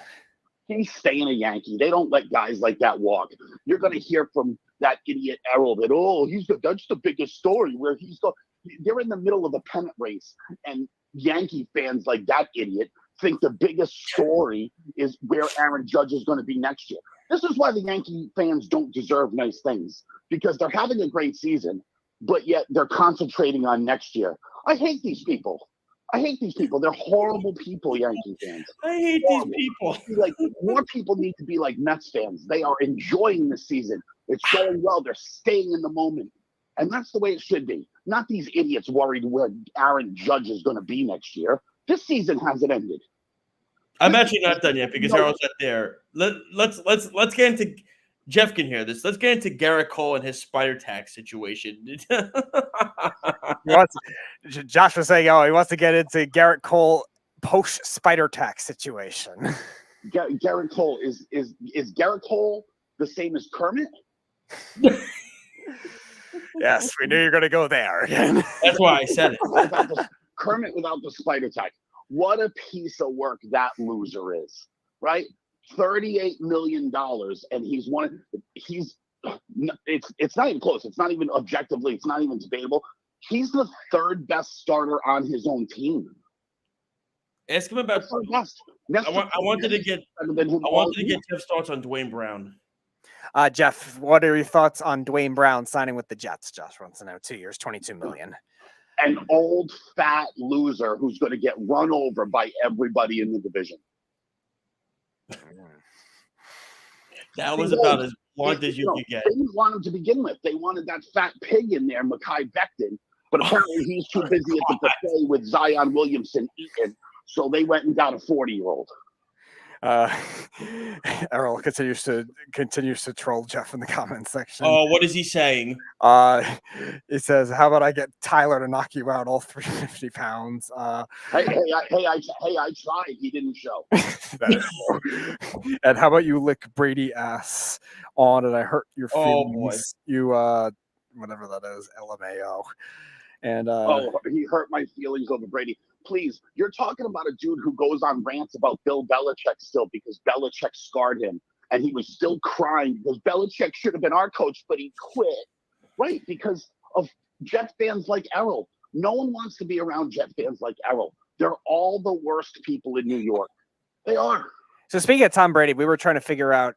We heard that he was going to be stepping away from the team until August 20th. Do you have any more insight of why that wasn't going to happen? He just decided as a personal reason. Yeah, I'd be willing to venture an educated guess on this one that he made a commitment to his family when he had retired for those couple of months and they planned a trip, and that he's keeping his word there.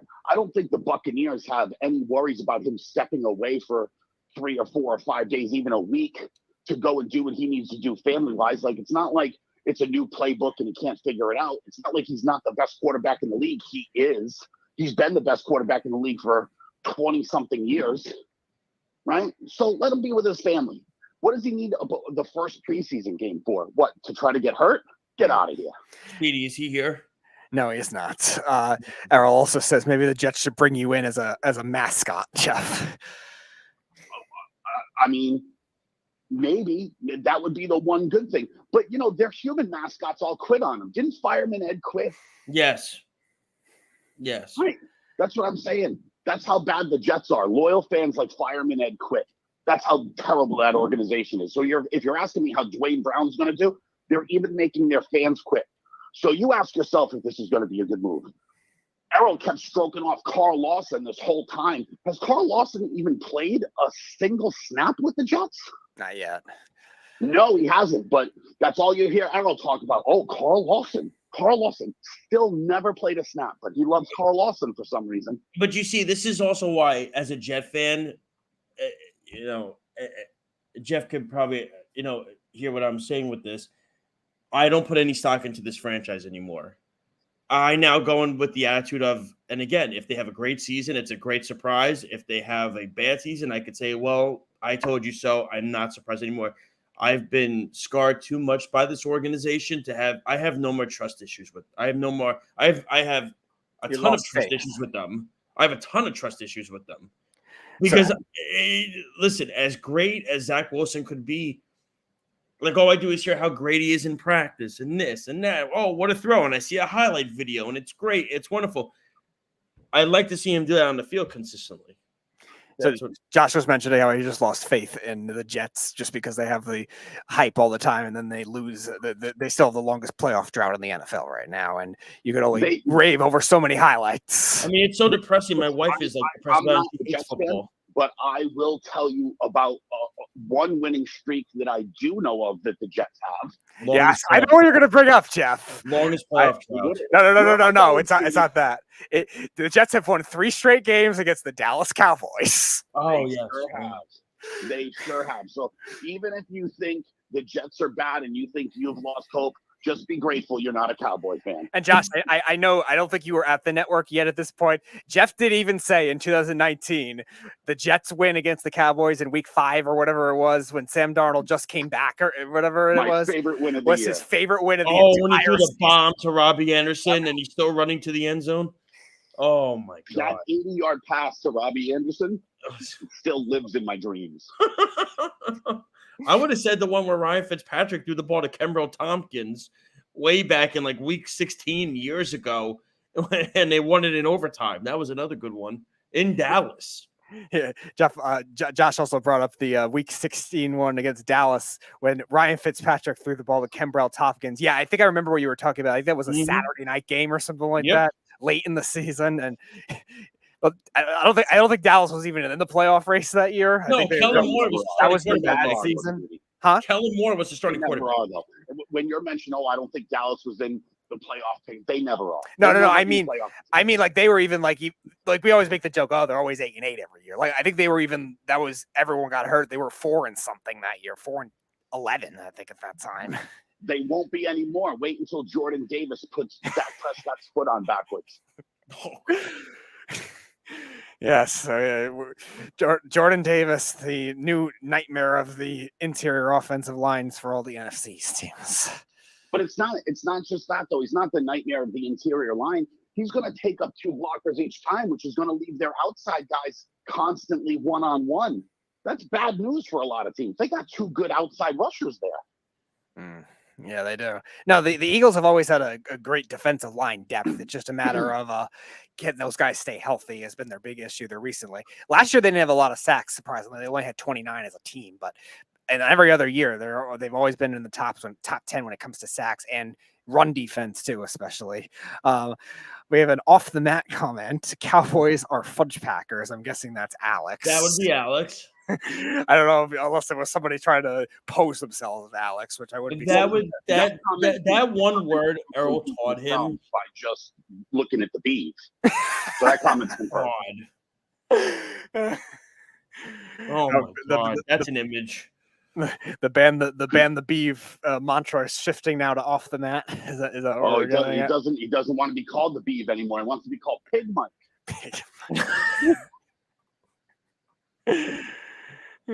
Well, I mean, if Jeff likes me as a host so much, maybe he'll like my announcement tomorrow at 6:00. So Josh says if you like Josh so much as a host, you'll like his announcement tomorrow at 6 p.m. Listen, if the announcement is you replacing Errol, buddy, I don't know if you can hear, but I'm giving you the slow clap right now. No, I can hear it. Yeah, he said he could hear you. I'm giving you the slow clap. Well, we need to start a petition, Josh, to replace Errol. Oh, God. Bam. Stark says hashtag ban the beef with the beef emoji and Pig Mike with the pig emoji. How much longer before we get like a ban Errol thing? How much longer is that before that starts happening? And then I get yelled at for that somehow. Now I get yelled at for that. Now Josh wants to know how much longer until the comment section is filled with ban Errol. Oh, hey, listen, we don't need to ban Errol. I mean, like, we love laughing at Errol. That's common before. They're there to laugh at, right? The circus is in town when Errol comes in. Oh, God. Is he there yet, Speedy, or he's not in yet? He is not in. I mean, if you got to go, we'll go to break. Yeah, I'm gonna go to break now. First off, I do want to thank the fans for listening tonight. I want to thank you, Speedy, of course, for bringing me back in tonight. I want to thank Errol for letting me host tonight as well. Don't forget tomorrow at 6:00. It's going to be a relatively short show tomorrow, Speedy. It's not going to be very long. There's not going to be much content tomorrow with the wrestling show. There'll just be a couple of announcements we're going to make, and I'll do a little quick spiel tomorrow. But tomorrow you will hear the news and information of what is going to be happening for Off the Mat and what is happening for myself in the future. So tomorrow at 6:00, you definitely want to tune in for that. Speedy, I'll keep you in the loop if I'm running late tomorrow as usual, which I probably will be because that's my thing. One more comment before you go. Carl says I still need a t-shirt. Yes, I know. Well, hey, before you go, Josh, go Mets, man. Let's go Mets. Best team in New York, huh? See, I don't know. Is Jeff being sincere, do you think, Speedy? From a 1 to a No, he's been saying this for the last at least 2-3 months. I don't know. Was it Jeff? Did you start that with my whole tattoo bet thing? Is that what it is? Or beginning of the year, I said Mets were the best team in New York. Beginning of the year. Gotcha. And they swept. Tell them they swept. And they swept the Yankees too. Cole is so good, and Aaron Judge and Giancarlo Stanton. Yeah. Well, the Mets got polar bear power, and they got a mariachi band coming out of the bullpen.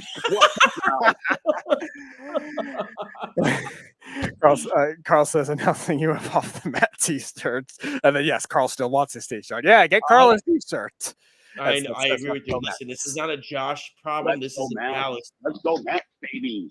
Look at him. He's into it. Jeff. Wait, so did Jeff put money on the Mets to win the World Series? Did you put money on the Mets to win the World Series? Josh wants to know. No, I didn't do that because I don't bet baseball that way. I bet baseball daily because it's such a long season. You could lose important people. But I may put money on the Mets now because honestly, the Mets now have a folk hero, an absolute folk hero. How about the Vogel bus? Yes. What a I call him Big Haas. He's the new spiritual leader. I mean, if he doesn't look majestic as he rounds the bases, I don't know who does. Yep, it's the best showcase of base running since Bartolo Colon's double in We St. talk Louis. about it's so funny. We talk about him. But this is what I'm saying. Tyler The Mets have the chemistry right now. They're all gelling together, right? They're all happy to be there. Francisco Lindor finally coming on a little bit, huh? Don't let Francisco get hot. Mm-hmm. He is 80. Tyler Naquin looking like a 30 home run hitter, even though he only averages 10 a season. Alex also says Speedy should get a tattoo of Mr. Met on his ass. That's not the bet, Alex. The bet is I'm getting a polar bear. Wait, are you actually going to get a tattoo of a polar bear if they win the World Series? Yeah, that was the bet. Yeah, that's what I have to do. Correct. It is a polar bear tattoo. You can go to my tattoo artist. Let's go Mets, man. I love it. Best team in New York. Success. You know, like yeah, go ahead. You don't see stats like I just gave you about the Yankees. You don't see stats like that about the Mets. The Mets have been a consistent team all year. Terrific. And they were being threatened by the Braves. They took on that threat, right? And they came up huge in that series. What did you see from the Yankees this last weekend? You saw them fold in Seattle without Seattle's best player. Stick says Vogelbach almost floats as he rounds the bases. I love Vogelbach. And they have control of him for next season, too. Yep. The spiritual leader. It's funny because if you squint when you watch Vogelbach round the bases, you'd swear you could almost see Tyler.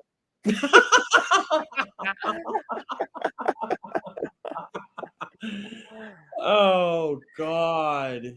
Anybody know how Tyler's doing? Who knows at this rate? Stuck says probably the clan rally. Clan rally. Stuck says Vogelbach versus Lyle at a foot race. Who do you think stop. Oh, stop it. Come on. Ugh. I do love Vogelbach, though. And see, but that's the thing, though, right?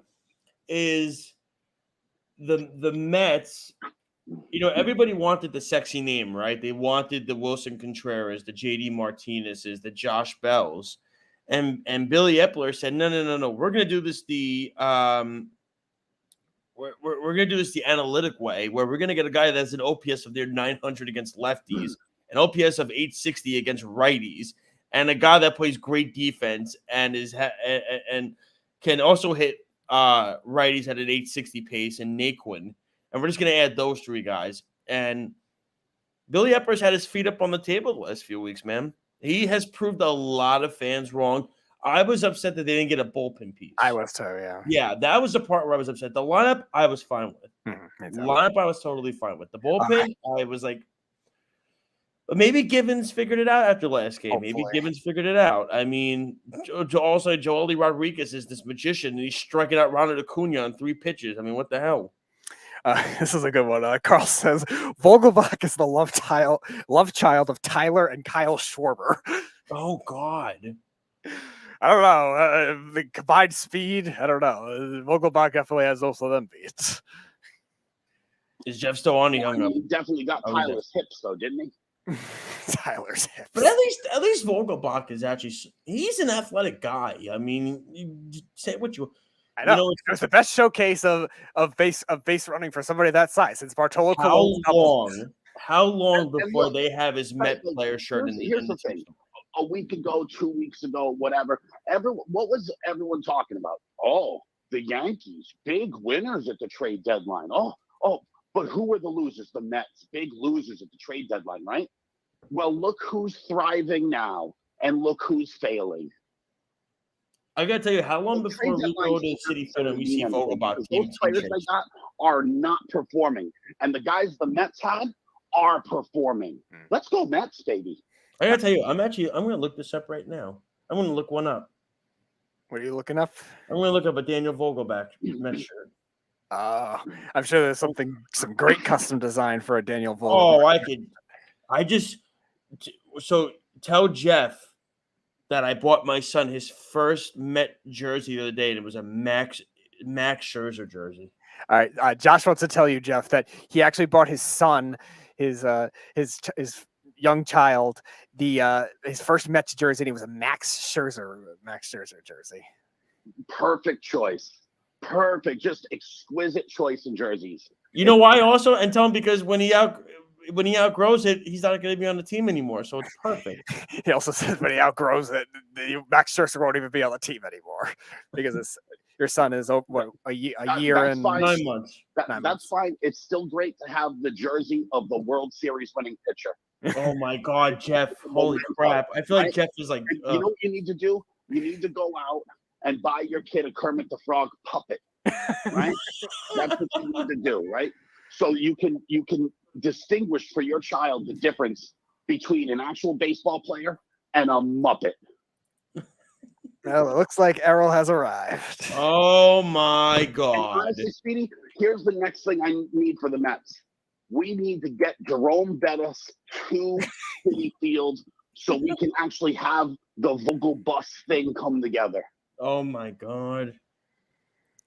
Oh, Arrow's here. Yes, he is. He has arrived. So we're gonna go to a quick break. Jeff. All right, everybody. Thank you so much. I smelled something. We're gonna go to a quick break, guys. Thank you so much for letting me on tonight. Check out Off the Mat tomorrow at 6 p.m. Have a good night, everybody. Sports Loudmouths continues right after this. It's the Worldwide Sports Radio Network. Take a look under your bed. Find stuff under there? What about jobs? No? Now try your basement. There's a pair of overalls that overall you're not so into anymore. A perfectly good laptop that hasn't sat in your lap in months. And even more stuff, but still no jobs? Well, you really have both. See, stuff is defined as household articles considered as a group. Sometimes this stuff is no longer needed. Wait, no longer needed? That can't be right. Because remember those jobs you were looking for? Those are really needed, and they're the stuff inside your stuff. Even inside that winter coat that moved with you to Phoenix. Our job is to unlock those jobs, and it starts when you donate your stuff to your local Goodwill. Here's how we do it. When you donate to Goodwill, we sell your stuff to provide job training for people right here in your community. So just by teaming up with Goodwill, you help create jobs. And isn't that worth parting with the leftover guitar from your 80s cover band? Goodwill. Donate stuff, create jobs. Find your nearest donation center at goodwill.org. A message from Goodwill and the Ad Council. You're listening to the Worldwide Sports Radio Network. This is the Sports Loudmouths. We are back, ladies and gentlemen, as you know. Sports Loudmouths. I'm your host, Errol Marks, my co-host, Speedy Petey. 631-676, what is it, 3108? Uh-huh. Oh, I got it right. There finally. you go. Go to our website at www.worldwidesportsradio.com. Download our app on iOS, WWSRN or Android, Worldwide Sports Radio Network.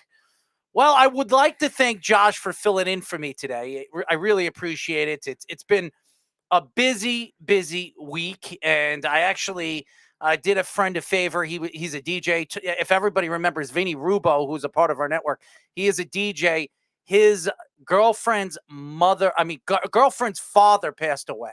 So I went to help him out. I filled in for him. So there you go.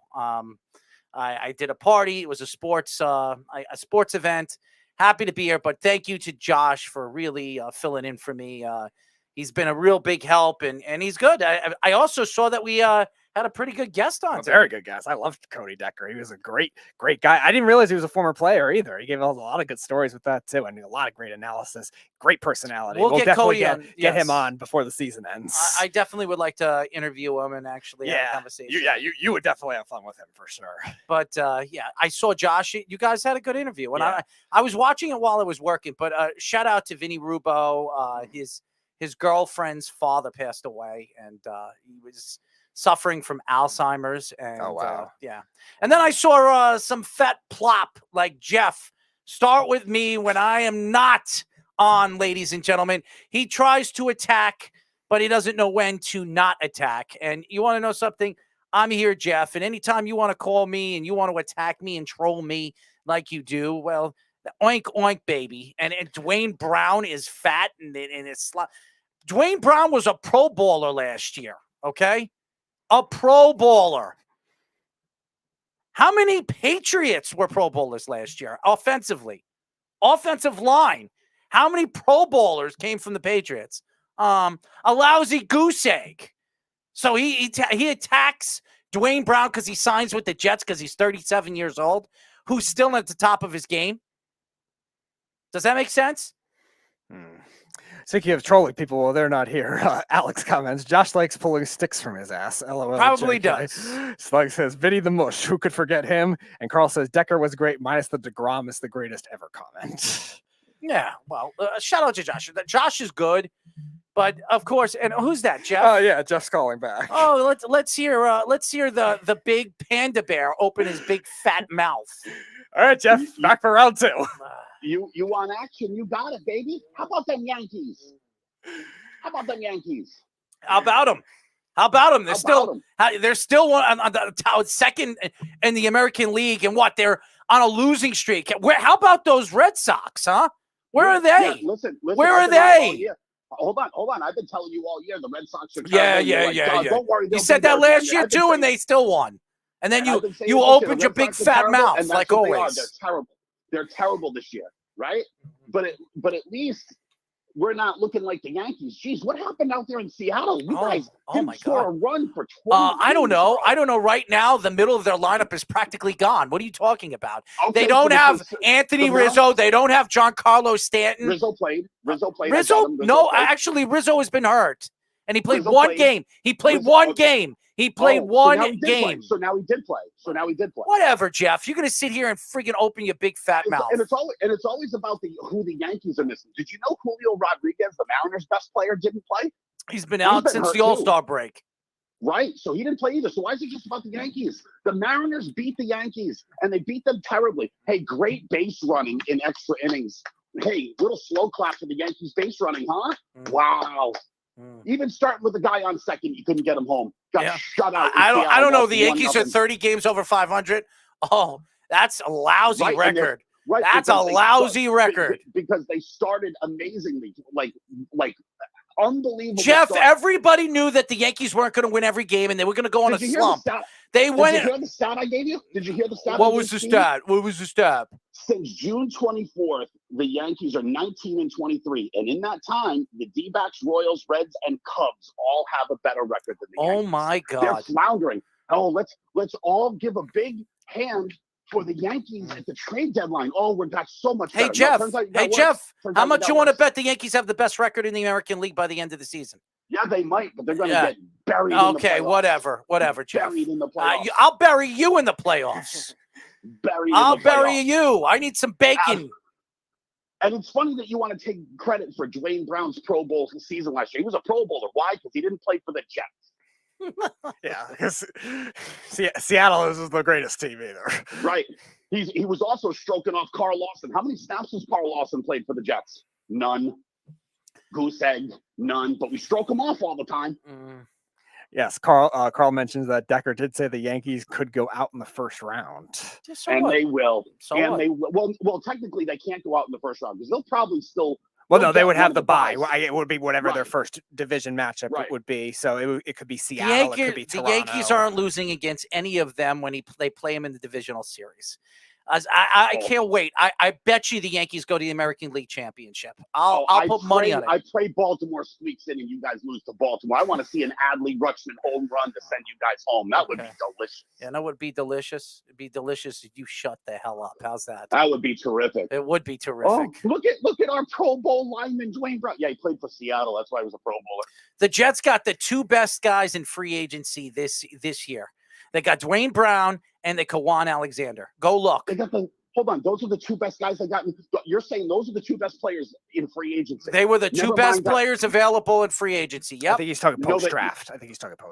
No, dude. No, post-draft, yes. You said, yes. No, you said in free agency. Since the fucking draft, you pain in the ass. You're a pain in the ass. Because it's not the same. There were other. No, it's not a pain in the ass. It's because it's not the same. He didn't get a contract. He didn't get like money like J.C. Jackson money or any of those other guys that got big contracts. He waited. No one wanted him for a while. He's been sitting around. Who? Because everyone's like, who? Fat pig. Dwayne Brown. Dwayne Brown was sitting around. He went to visit 3 other teams, you idiot. And he Right, and decided to go and play for the Jets. No, they were all good. They're all playoff teams. Go look at go look at the teams that he was looking at. 3 teams, and they all said, "You're an old slug. Go play for the Jets." No, they did not. That's so much you know, buddy. That shows you how much you know. Yeah. I mean, if they had thrown the right money at him, he would have gone there. He wouldn't have had to wait around until the last team wanted him. The last team wanted him. There were 3 other teams that wanted him, and all playoff teams. Well, listen, not every team has genuine interest just because you got invited in. You know what, There's Jeff? Plenty of times You know what get invited in and you then get shipped out. You know what you are? You're just a troll. You open up your big damn mouth and you just like to troll. talk. Yeah, Not you a are. troll. You troll. That's what you do. You Stats. troll. What a juicy stat that was about the Yankees. You don't think that's a good Oh stat? my God. Juicy stat. You'll always find something to attack the Yankees. But you know what? Here's the attack back to you. The Yankees are going to win the divisional game. And by the way, your Red Sox aren't going to be playing in the playoffs. They're terrible. Yeah, they're terrible. They're actually awful. They've also had a run of bad luck. They had injuries too. Travis Story, Kike Hernandez. Dude, Chris Sale, he's hurt a lot. And I get that can be the knock. But that line drive off his hand is just the craziest way to get hurt, is it not? Well, Carl says, if playoff teams wanted him, why would he go to the Jets? Snug says, Oh, I got the answer for that. Good. I got the answer for that. Go ahead. Say what Snug says. Snug says the Astros and Mariners both won the season series versus the Yanks. Dwayne Brown blew it. He could have been a Cowboy. And says fair And question. you want the answer? Lincoln Tomlinson's one of his best friends. That's why. That's why. Oh, no. That's right. why. They were seen why. out No. eating Lincoln with- Tom. Are you playing games or you just talking crap? No. Lakin Tomlinson, Dwayne Brown, No. and Donovan Mitchell all at a restaurant. They all ended Lincoln up in New York. Tomlinson is best friends with Dwayne Brown. That is a fact. There was a story online today. So you don't even know what you're talking about, Jeff. You talk so much crap. And everybody asked why he picked the Jets. I gave you the answer. Now you know the answer. That's it. Lakin Tomlinson and him are very close friends. That's it. Dwayne Brown is the key. He's the key. The Jets get 5 wins this year. Key. Hey, listen, 2 years consistently that he's played in every single game. And that's what the Jets need. Honestly, Consistency. yeah, I agree. That is what the Jets need. They do need to, like, all joking aside, the Jets do get have guys that get injured, like just craziness all the time. They do need guys that can play every week. They do need that. They need consistency. They haven't had it since the Brickashaw Ferguson. And by the way, if anybody doesn't know, Dwayne Brown's probably moving to the left tackle position, and Font is moving to the right tackle position. That was said in the article that I read too. They're not positive yet. That makes sense. That makes sense. They're not positive yet, but it seems like that's what's going to happen because Dwayne Brown was a Pro Bowl player last year at the left tackle position with Seattle. And remember, Seattle had a terrible left tackle for years. They brought Dwayne Brown there, and he was there for 2 years, and he was very successful over there in Seattle. By the way, Russell Wilson was not sacked. He wasn't sacked last year one time on the left side, not once last year when Russell Wilson played. Dwayne Brown, except for 2019, played in every game of the last 4 years and only missed 4 games in 2019. I think it's a good move moving him to left tackle. That's where I would move him. I wouldn't want a 37-year-old. Wow, Snug agrees with me here. Yeah, no, I wouldn't want a 37-year-old trying to block Matt Judon coming off that right side. He says, "What's the best ability? Availability." Yeah, he tagged Jeff on that one. I disagree with it. Snug using you're saying against you, Jeff. What is this? It's not using it against me. I agree that he's a consistent piece that can stay healthy. I just said that that's what the Jets need, guys that won't get hurt. Messing with you, Jeff. I'm just messing with you. You like to mess with people. I'm just messing with you. I'm not. Listen, I just been spitting facts. Do you know what I'm saying? Well, the facts is I think that was a good move by the Jets. Bringing in Dwayne Brown. Decent move. I think it's a decent move. I think when you look at the picture now, the Jets have really, and a lot of people believe the Jets absolutely boosted up their offensive line making that move, because now you have 2 guys that played in the Pro Bowl last year. You got 2 of them. And you have Elijah Vera-Tucker, who's a growing card in this league. McGovern was a top 10 center in the league. And, Font had one of his best years last year. So that offensive line is much better than it has been. This is the best offensive line the Jets have had really since the Ferguson and Mangold years. Okay, hold on. Let's be honest here. Let's be honest. Because you've said something similar to this before where you're like, oh, that's it. The Jets are going to have a great offensive line. No, I didn't say that. How can you I didn't say that. You did. I said that this is the best offensive line the Jets have had. If it stays healthy, this could be as good or better than that Mangold-Ferguson line. Right, but you had said that before earlier in this year. You're like, this could be the best, blow. And so now how are you calling it improved when they lost the guy that you really liked in Mekhi Becton? I love him. And you want to know something? Mekhi Becton was going to take a little bit of time to understand the right tackle position because he's a left tackle. So it would have taken him still time to figure out what the position does and what he needs to do at the position.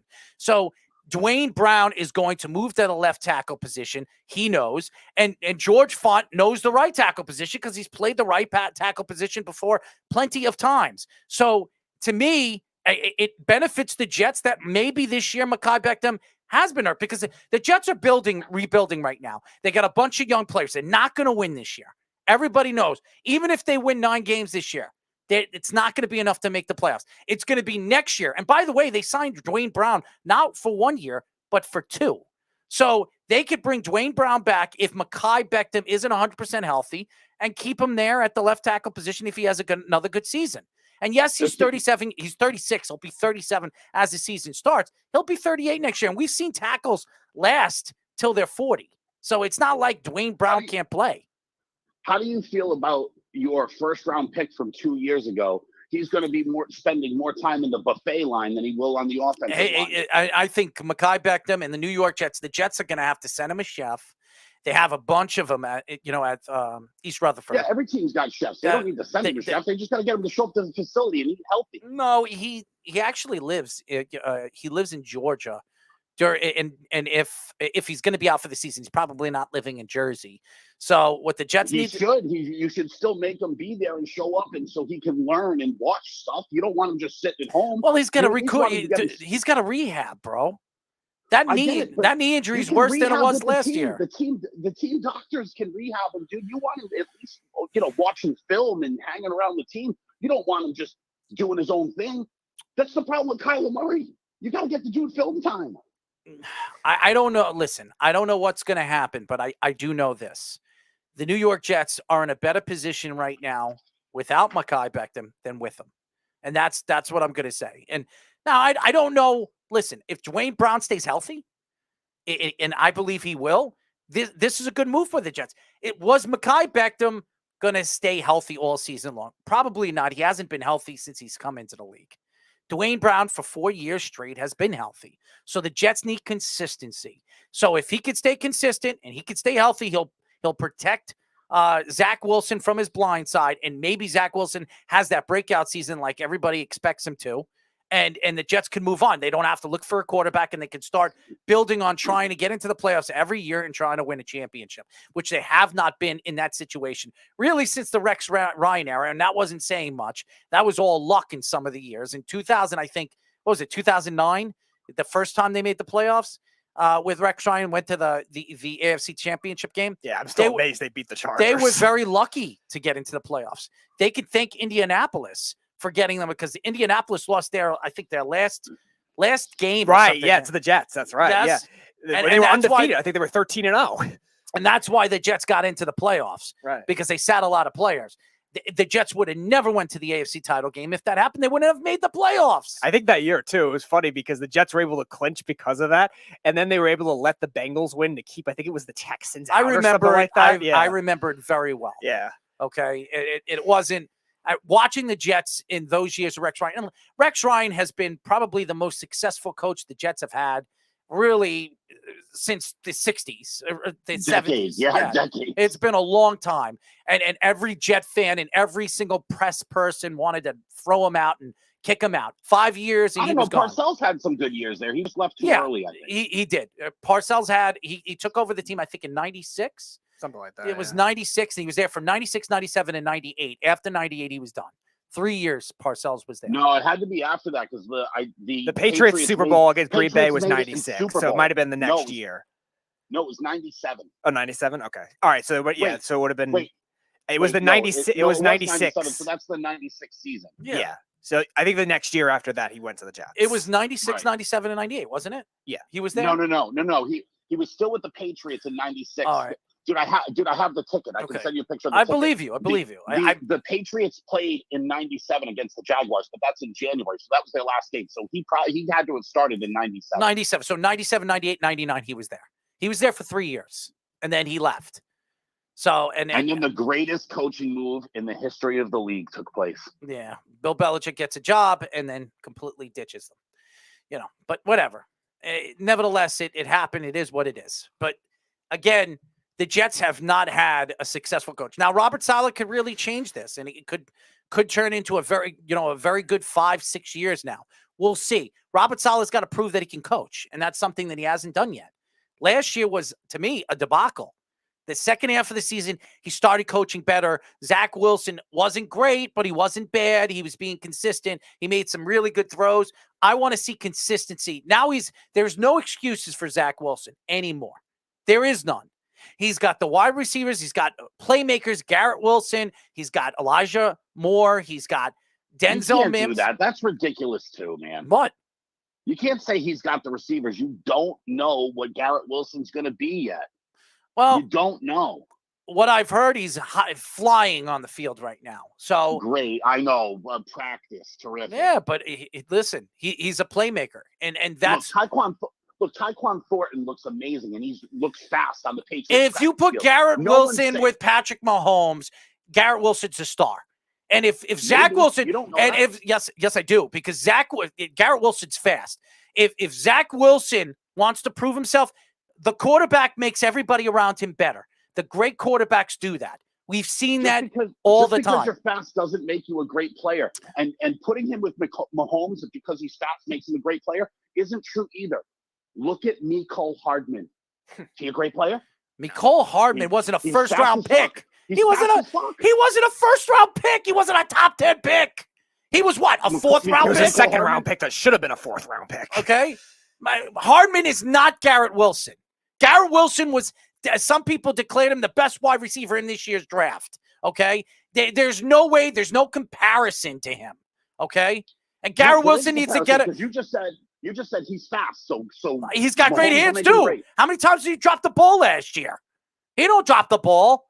He's got to Zach Wilson's got to get on the field and make everybody around him better. If he doesn't do that, this will be the last season Zach Wilson is going to be starting for the New York Jets. I can guarantee it.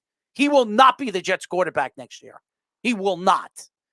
After all the moves that Joe Douglas made, he practically rebuilt that offensive line. He rebuilt it. He gave them 2 Pro Bowlers. 2, not 1. 2 Pro Bowlers on that line. 2 of them. George Fun, who he brought in, had a sensational year last year. Not a big fan of his. Sensational. And then he drafted Elijah Vera Tucker, who was the second best guard in all of football in the second half of the season. And McGovern, who was a top 10 center. Can't stay healthy, but he was a top 10 center when he was on the field. There's no argument, no rhyme or reason. If Zach Wilson doesn't show up every single week and makes the throws and throws interceptions, he will be gone after this year. But that's well, he could be gone after this year because of next year's draft. Yeah, that's what I'm saying. That could be true. But here's the problem with your expectations of Zach Wilson is he's already put some film out there. And a lot of people have those sophomore struggles because now people already do have a little bit of a game plan for him. So the defense is harder for him. You're right. So saying like, he's. But I've got an answer for you. I got an answer for you. You have no question. You have video and all that other stuff, and you watch him. Zach Wilson had nobody to throw to last year. He had nobody. He had nobody to throw to. All right. He was throwing to Braxton Berrios last year. That was his number one target. Best receiver. No, Braxton Berrios, best receiver out there right now. Who on the Jets? No, he's not. Listen, we don't know what Garrett Wilson's going to be. He could be great. Elijah Moore is the best wide receiver they have. Okay, I'll give you that one. But Berrios second best right now. He's certainly better than Davis. Right now, better than Davis. Right now, millions of dollars too. He's gone after this year. He's gone after this year. Great signing. They're not going to, even if he has a good season, he's gone. Well, he wasn't bad until he got hurt last year. He had 500 bum. before he got He's hurt. a He had bum. 500 yards, and he had what? 5 touchdowns, Four touchdowns. That's not a He's a bad bum. season. If he played the full season, he would have had 8 touchdowns and probably 1,000 yards. That's not a bum, Jeff. That's not a bum. And if he could stay healthy this year with the players that they have, the Jets could be very fun to watch offensively. And they got Breece Hall, and they got Michael Carter. This should be a high-flying offense. And by the way, I don't know if everybody watches Jets One Drive, and you check it up No one on. does. Well, a lot of Jet fans do. If you No want one to does. check on YouTube, it's the offense is dominating right now, and the Jets defense is really good. It's really good. So I'm interested to see what Zach Wilson does, because if Zach Wilson doesn't show up this year and he doesn't play well, he'll be gone. There is no question. There is no way the Jets are going to keep him. He could be, but he could also stick around, because if the quarterback the Jets like, and this is what happens to everybody, right? If the quarterback the Jets like is just say the first overall pick, right? I don't even care if you pick like 3rd or whatever, right? And the Jets are picking 8th or 9th or 10th. That quarterback that they really like won't be there. They're not going to draft a guy that they're iffy on over the guy that they took with the 3rd pick. You know what I'm saying? Yeah. Like, if it's not their guy, they're not taking him. Right. Snug says, breaking news, Zach Wilson's been traded to Carolina. There's a lot of guys in the league who are fast. Yawn. Oh, that was the best. And 7 bowl wins later, Super Bowl wins later, Belichick marches on. Carl That's says, right, baby. Carl says no one watches Jets One Drive. It certainly isn't Jets One, a WON. Oh, drive. nobody watches it. It came out yesterday, and already 100,000 people have watched it. Jeff, whatever you say, Carl, you could say whatever you want. You know, Carl, you make a lot of jokes. How's your Bears doing? How's your Bears doing? Carl's a good human being. You leave Carl alone. He's a good I guy. love Carl, but how's your Bears doing? How good are the Bears going to be this year? No, don't even go there. I would like to thank the Chicago Bears for that 7th round draft pick they gave us for N'Keal Harry. Thank you so much. Isn't he already hurt too? How are your Bears going to do this He's year? got like a broken ankle. He's having surgery on. He's got an ankle that is so severely sprained. By the he's way, having surgery and I on. love Justin Fields. That was a wasted draft pick, but you know why? Because Justin Fields will not be the starting quarterback of that Chicago Bears team in the next 2 years. They'll be looking they'll be looking for another quarterback. Great move, by the way. Of course not, because of course they will be. Because if we've learned anything, it's Ohio State quarterbacks and Alabama quarterbacks don't do shit. Don't worry, they could draft the new Michigan owner, Jackson Smith and Nikiba. And Jigba. Jackson Smith and Jigba. Right. And by the the way, new Michigan owner. And by the way, I'm starting a petition right now, and I'd like to hear some ayes if you guys agree with me. Jalen Hurts is no longer considered an Alabama quarterback. They kicked him out of Alabama for Hawaiian Tebow. Jalen Hurts, Oklahoma Sooner quarterback, Jalen Hurts. That's what we need to go on from now on. Carl says, I don't pretend the Bears are good. Don't worry about it. And I'm not pretending the Jets are good. So what are you talking about? Bears are trash, and don't turn What are you talking about, Carl? You want to start with me, Carl? Because you're not going to win either. You're not going to win either. Don't upset the Bears fans. I want them to trade Roquan Smith to the Patriots. Carl says Bears are trash, and don't turn the losing argument on them. And Stuck says losing argument on them. Are the Bears the Michigan of the NFL? Probably. No, the Bears are just trash. Michigan will at least look good to win enough some games, and then they'll lose when it matters. But so is Michigan. Michigan's the Cowboys of college football. They all the hype at the beginning of the year, fans that always believe it's their year, and they lose big games. I want Sean Payton to take over at Michigan, kick Jim Harbaugh out. Snuck says at least the Bears occasionally go to the Super Bowl. They also don't. That's why they don't play in the same division as the Patriots as long as the Jets had in Tom Brady. So I don't want to hear it, Snug. You got Snug. You like to.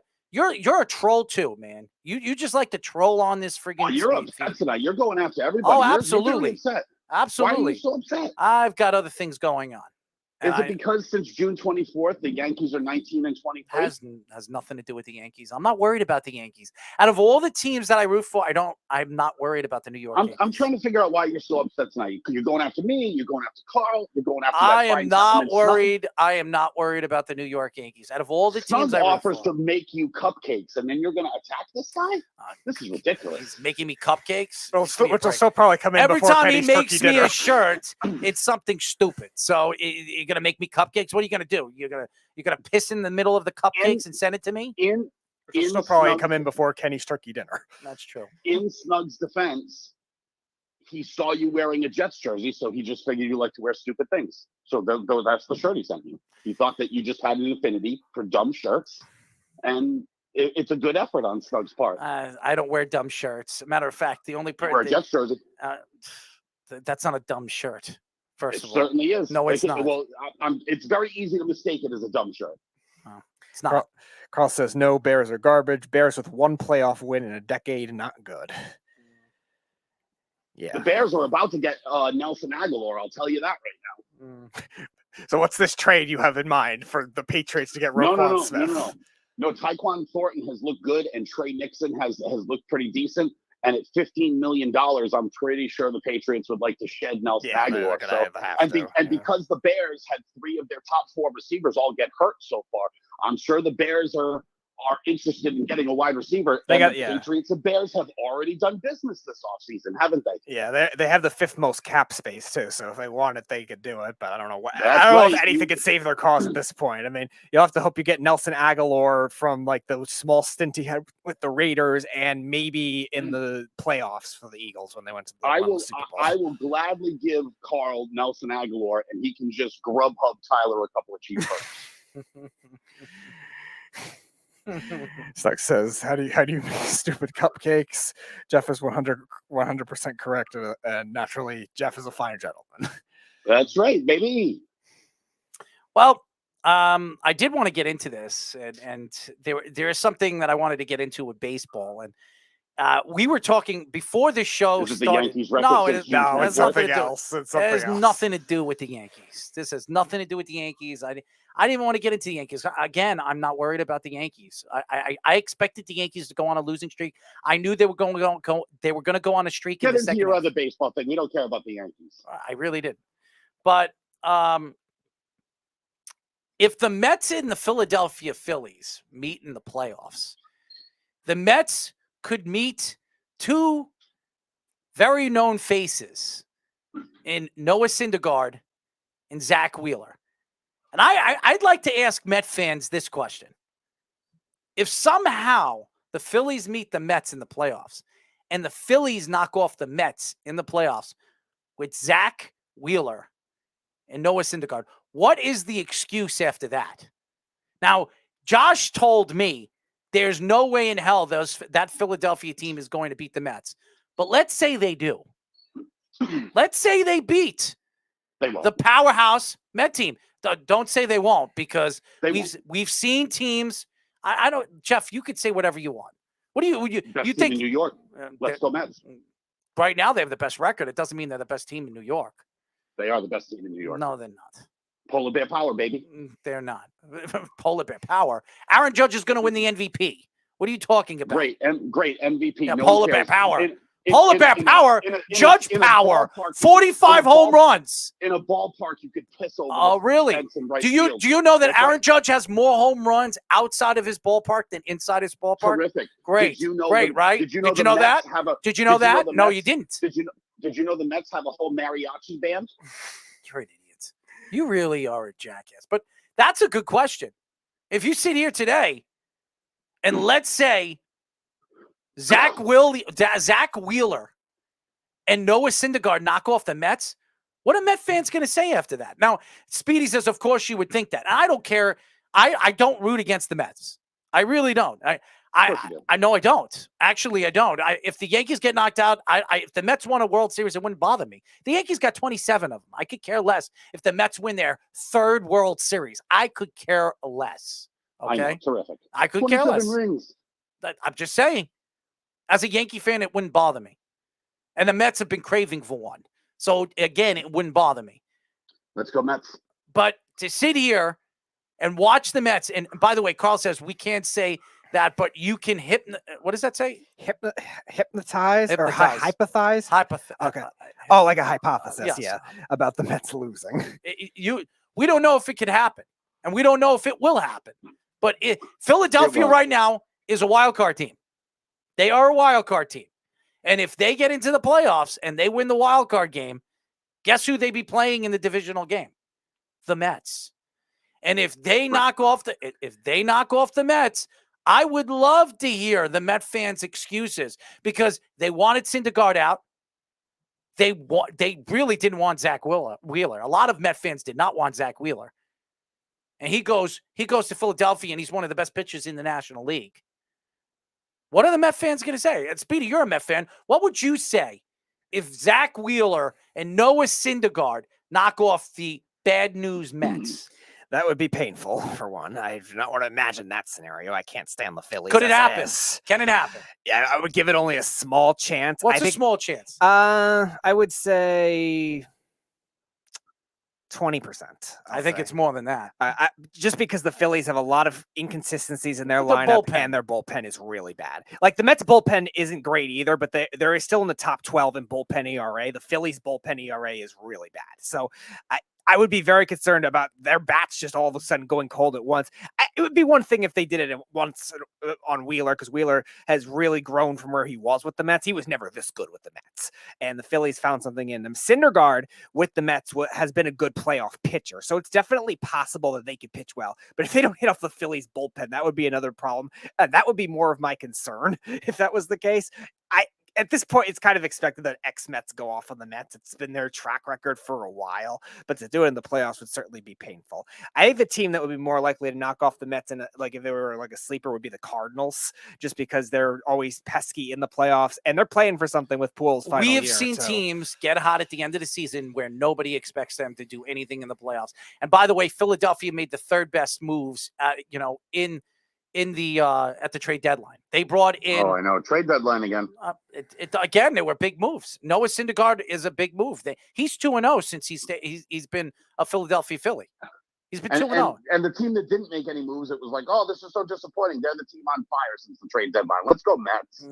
Okay, so the Mets are on fire. Okay, what does that mean? And what then happens? What happens when the Mets go on an 8 or 7 game skid? What are you going to say that, Jeff? You're going to hide out. You're going to hide out in a hole. They won't. They won't. You want to bet on that? They won't. You want to bet on that? They won't. You want to bet on that? They won't. You want to bet on that? They're a terrific baseball team. They're They don't go on skids like that. They're Okay. very consistent. Really? They didn't go on skids. They went on a 6-game skid this year. What are you talking about, Jeff? That was pre DeGrom. DeGrom will break that streak up. Okay. Well, also keep in mind, though, too, the Phillies are in that same kind of boat right now, too. They're on a massive streak. They've won 11 of 12, too. So they'll cool off at some point, too. I'm not the one that jumped the gun on streaks by any means possible, even though there's a lot of them this year, double-digit streaks that winning and losing for whatever reason this year. But I still don't really analyze that. You know, it's so funny. He's rooting on the Mets because he's a Boston Red Sox fan. He wants to see the Yankees go down, just like all the Met fans want to see the Red Sox beat the Yankees. And that's great. Great for them. Because that's facts. That's facts. That's facts. Scenario is your scenario is totally wrong. Oh, really? And we talked about this earlier, Speedy. Have I not been saying Mets best team in New York since the beginning of the season? You would say that even if they weren't, and they weren't the best team in New York. The Yankees have been the best team in New York all season. Jeff used to rip into the Mets a lot. I don't know. No, he wasn't. He used to. Like 3 years ago, he did. Like big No, time. I used to say the season hadn't even started unless the first Met got hurt. That's right. Right? You used to say it all the time. Yeah, and you said that the last 2 years? You didn't say that last year. You didn't say that last year. No, you didn't. Of course I did. No, you didn't. Of course I did. No, you and didn't. now I loved the Scherzer signing, and now I'm all on board. Uncle Stevie just throwing cash at everybody. Oh, here's some for Lindor. Hey, Jeff, how much you have on the Mets winning World Series? Because they're not going to win it this year. I don't bet that way in baseball. I'm a day-to-day bettor in baseball. Because you know they're not going to win. That's no, why. I don't. I do. The I know same answer I gave earlier. I know they're don't not going to bet that way win. in baseball. I know they're not going to win this year. Even me against I don't care if the Mets are win or may not. not, but They're they are the not best going to team in win. New York. No, they're not. The Yankees will go further in the playoffs than the Mets will. They will go further than the Mets. But that's a weird thing to say too. Why? Because they don't. Why? Because they don't play the same teams. You're right. The Yankees are playing better teams. That's not true. The better teams are all in the National Why? League. Why are they better teams in the National League? The Padres, the Mets. The Yankees are in the hardest division in baseball. Cardinals, What are you talking about? The Yankees are in the hardest division in baseball. Don't get this. No, get out of here, Jeff. Get out of here, The Jeff. best teams this year are in the National League. The Cardinals. The National Padres, League the isn't. Dodgers. They beat on each other. That's why they're better. That's why they look better. They beat on each other. But in the playoffs, they're gonna all have to play each other. That's what it is in the playoffs. So you're going to see Dodgers and Padres. You're going to see, Mets and Cardinals and things like that. So you don't know because the matchup. And by the way, we just saw how the Yankees would perform against the Cardinals. Not well. Let me ask you a question, Jeff. Because how they do against the Cardinals? No. What how they do? Yeah. Out of what are you hypothetically? What are you talking about? To play the Cardinals. What are you talking about? 2 out of 3? Well, I think they would. Why? Because the Yankees They got swept. The Yankees got swept first of all. They got swept. That's They right. got swept. You're down 3-0 against the Cardinals so far. The Yankees are right now in a slump. The Yankees Kermit. are in a slump, and you call him Kermit. Meanwhile, his last game, he pitched no hit ball. I mean, he gave up what, 1 hit or 2 hits? He gave up no runs, and the Yankees couldn't score. And the reason why the Yankees can't score is because the middle of the lineup has been gone really for the last 2 weeks. So you're sitting here. Would Kermit do the? Would Kermit? We'll see. We'll see, Jeff. Because I know he gave up. John Carlos Stan will be back next week, and that middle of the lineup is going to clear out, and we'll see how bad the Yankees are. Let's see what the Red Sox are going to do against the Yankees this weekend. I know this. Let's see what happens. The Red Sox. You're bringing up the Red Sox because you want to because the Yankees are going to wipe the floor. The Yankees are going to go into Boston. The Yankees are going to go into Boston and wipe the floor with the Red Sox. I hope they do. I hope they do. They are. The Red Sox stink.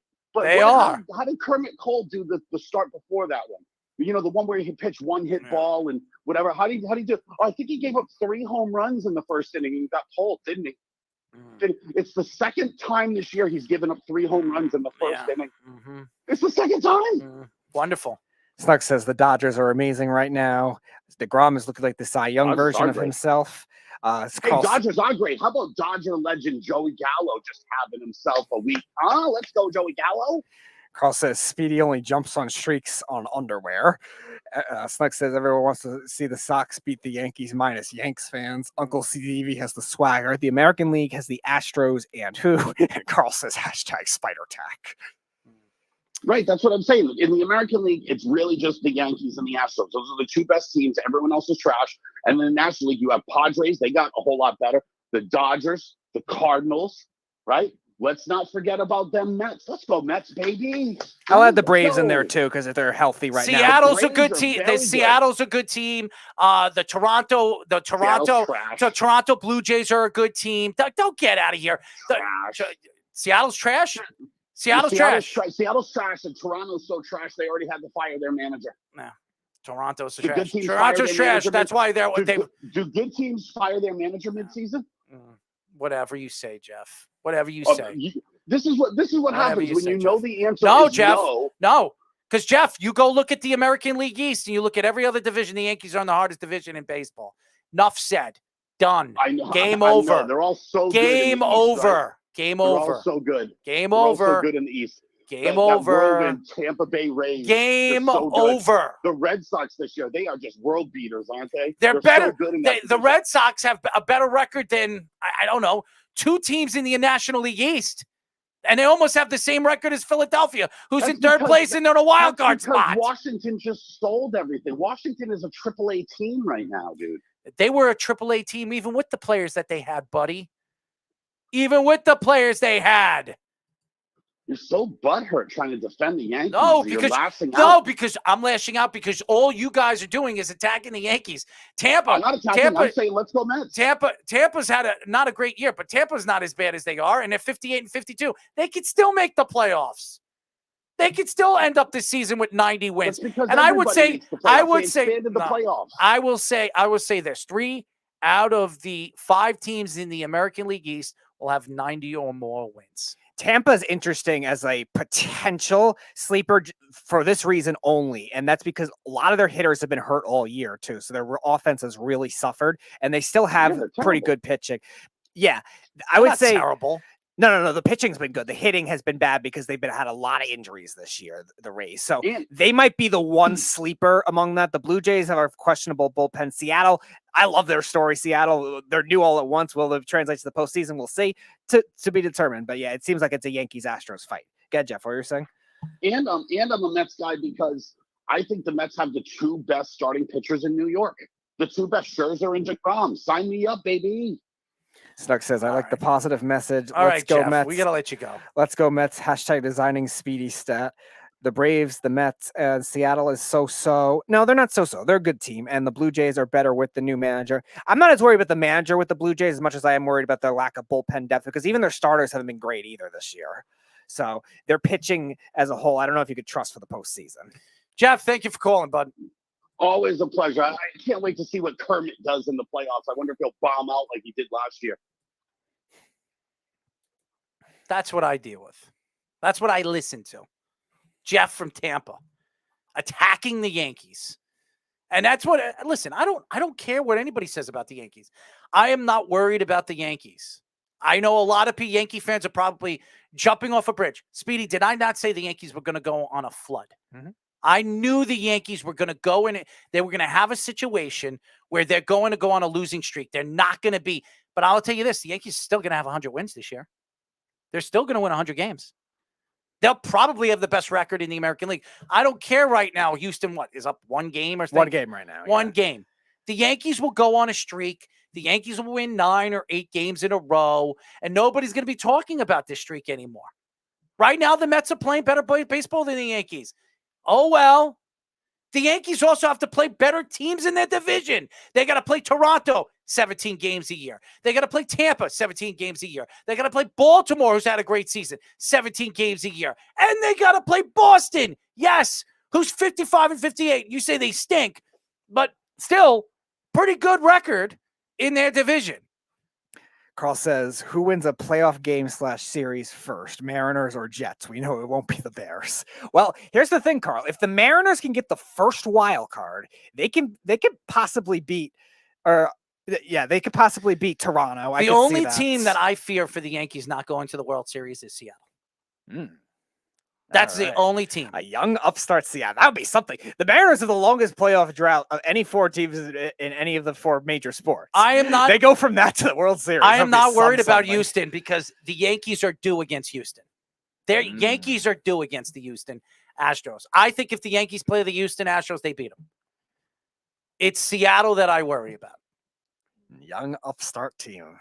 That their payroll, I think, is only a little bit more than Max Scherzer's total salary. So that would be some. I really don't worry about Houston. I think the Yankees are made to beat Houston in a playoff series. I think they're going to beat them. Carl says shades of a young Griffey stealing a series again. And yeah, that's it. But yeah, it's interesting because the Astros are different built than they were in their, I guess, technically cheating teams, but the teams that went to the World Series, is because the Astros are built more on hybrid type pitchers now rather than just their raw starters that we used to see them in the past. And their hitting lineup has been good at times, but very streaky. Bregman, who was thought of as supposed to be, everyone's like the best third baseman of baseball at one point. He's actually like their 5th or 6th best hitter on this team. So it's a very different team. It's now Alvarez, like Jeff was mentioning, Kyle Tucker, guys like that in their hitting. And then their pitching for Dusty Baker, kind of old school guy, is more new school than we've seen before. So it's very interesting, but will it work in the playoffs? We'll see. I disagree. But I think in the big picture with the Yankees and the Astros and the Seattle Mariners, I worry about Seattle because of their pitching staff, because of Castillo. He's 2-0 against the Yankees this year. I think he's given up 1 run against the Yankees. And you do not want to play Castillo 2 times out of a 7-game series. Because I think, even though Justin Verlander has had a sensational year, he's been unbelievable. And some of the starting rotation of the Houston Astros have been fantastic. I think the Yankees the Yankees are due against them. There's just something. I don't worry. Everybody asks me, well, who do you worry about in the American League against the Yankees? It's Seattle. They're the team. I just worry about them. And don't even forget about the pitcher that's been the best for them all year, Logan Gilbert, a Cy Young candidate, as under 2 or almost under 2 ERA as well. And then they just trade for Castillo as well. They're getting very good with the starting rotation. And Rodriguez hasn't even played in the second half. Rodriguez in the second half. And all the ex-Mets that are now filling out their bullpen wonderfully. Yeah, well, we'll see what happens. Leave it to ex-Mets relievers to do well somewhere else. But by the way, Kevin Durant says he wants to be a 76er. It's a good landing spot for him. Allegedly. Why would he go over there? honestly, why would Kevin Durant go and play with James Harden when James Harden didn't even want to play with Kevin Durant in Brooklyn? Does that make any sense? And who are you going to trade for Kevin Durant? Are you going to trade Embiid? Are you going to try Maxwell? They're going to have to start with Maxey. You're going to have to give Maxey. I'm sorry. They're going to have to give up more than Maxey. They're going to have to give up Maxey, Harris, or maybe they go with Embiid. I mean, maybe the Brooklyn Nets ask for Embiid. Would you trade Embiid for Kevin Durant? I don't know at this point. Embiid's young and hitting his peak at the perfect time. I don't know if they would want to do that just to risk Kevin Durant and James Harden meshing again together. I would not do that if I were the Sixers too. The Sixers are in a tough spot too because they don't have a lot of other good youth to trade away. Maybe they would get it maybe at the trade deadline if the price ends up falling. I can't imagine it happening now though. I mean, why would he want to go there? It doesn't make sense. If you would argue where is Kevin Durant going to go this year? He can go here, he can go there. I would never think it's the 76ers. Nobody would think it was the 76ers. Does Kevin Durant ever make sense, though? So you could just judge that on itself. Says trade James Harden for KD. I saw what Carl said. Carl says Durant acts like he's an owner, but isn't. I've seen what Jeff said. It's Marcus Smart, terrible defender. It's player power, Carl. It's player power, Carl.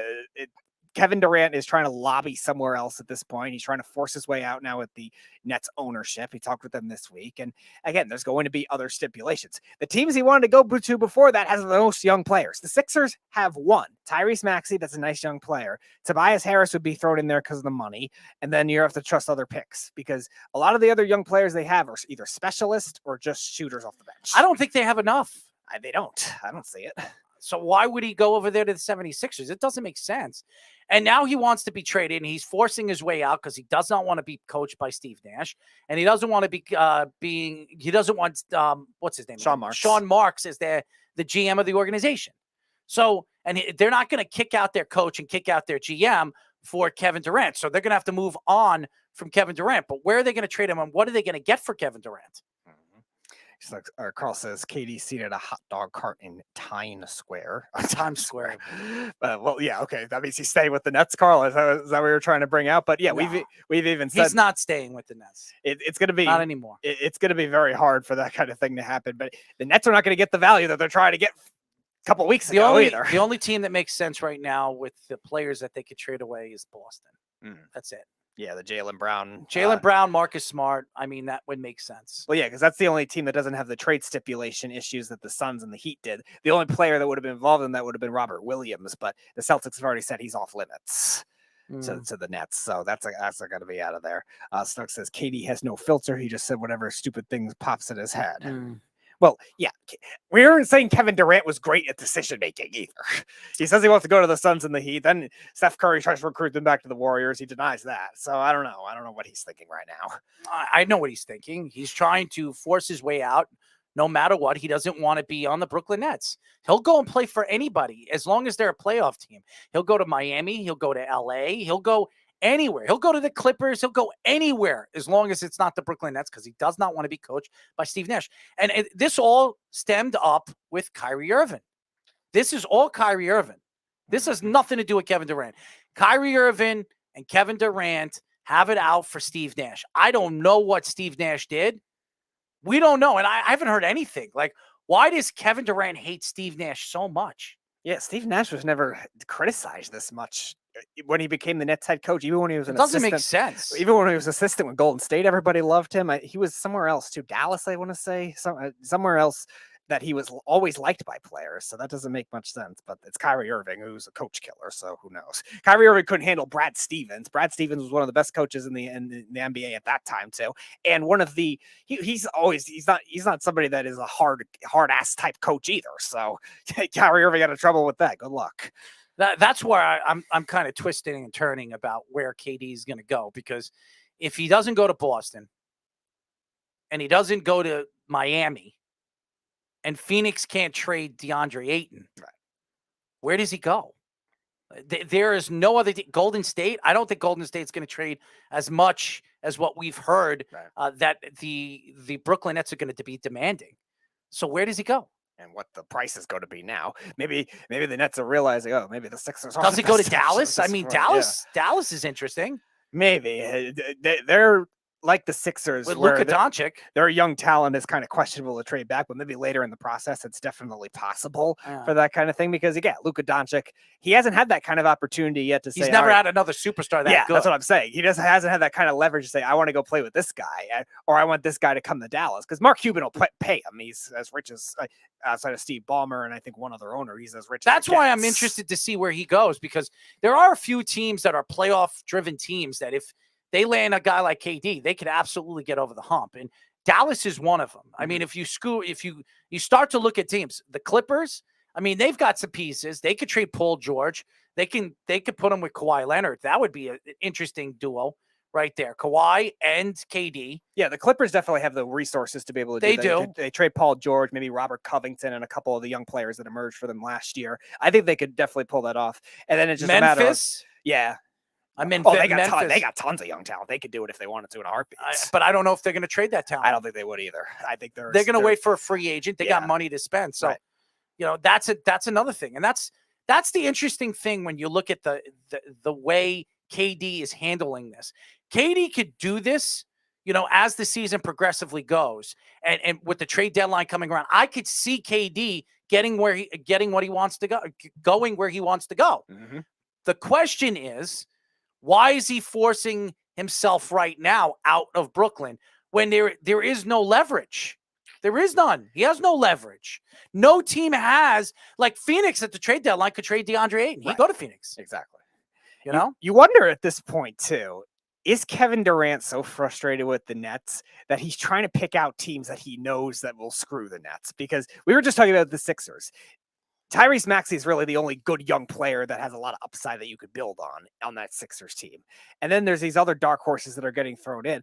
And the longer you wait until the trade deadline, that's going to diminish the value even more. So at this point, what are you going to be able to do? Except for maybe the Suns. That would probably be the only team that, because of Ayton. The Suns would make a lot of sense, but they're going to have to wait until the trade deadline. Right.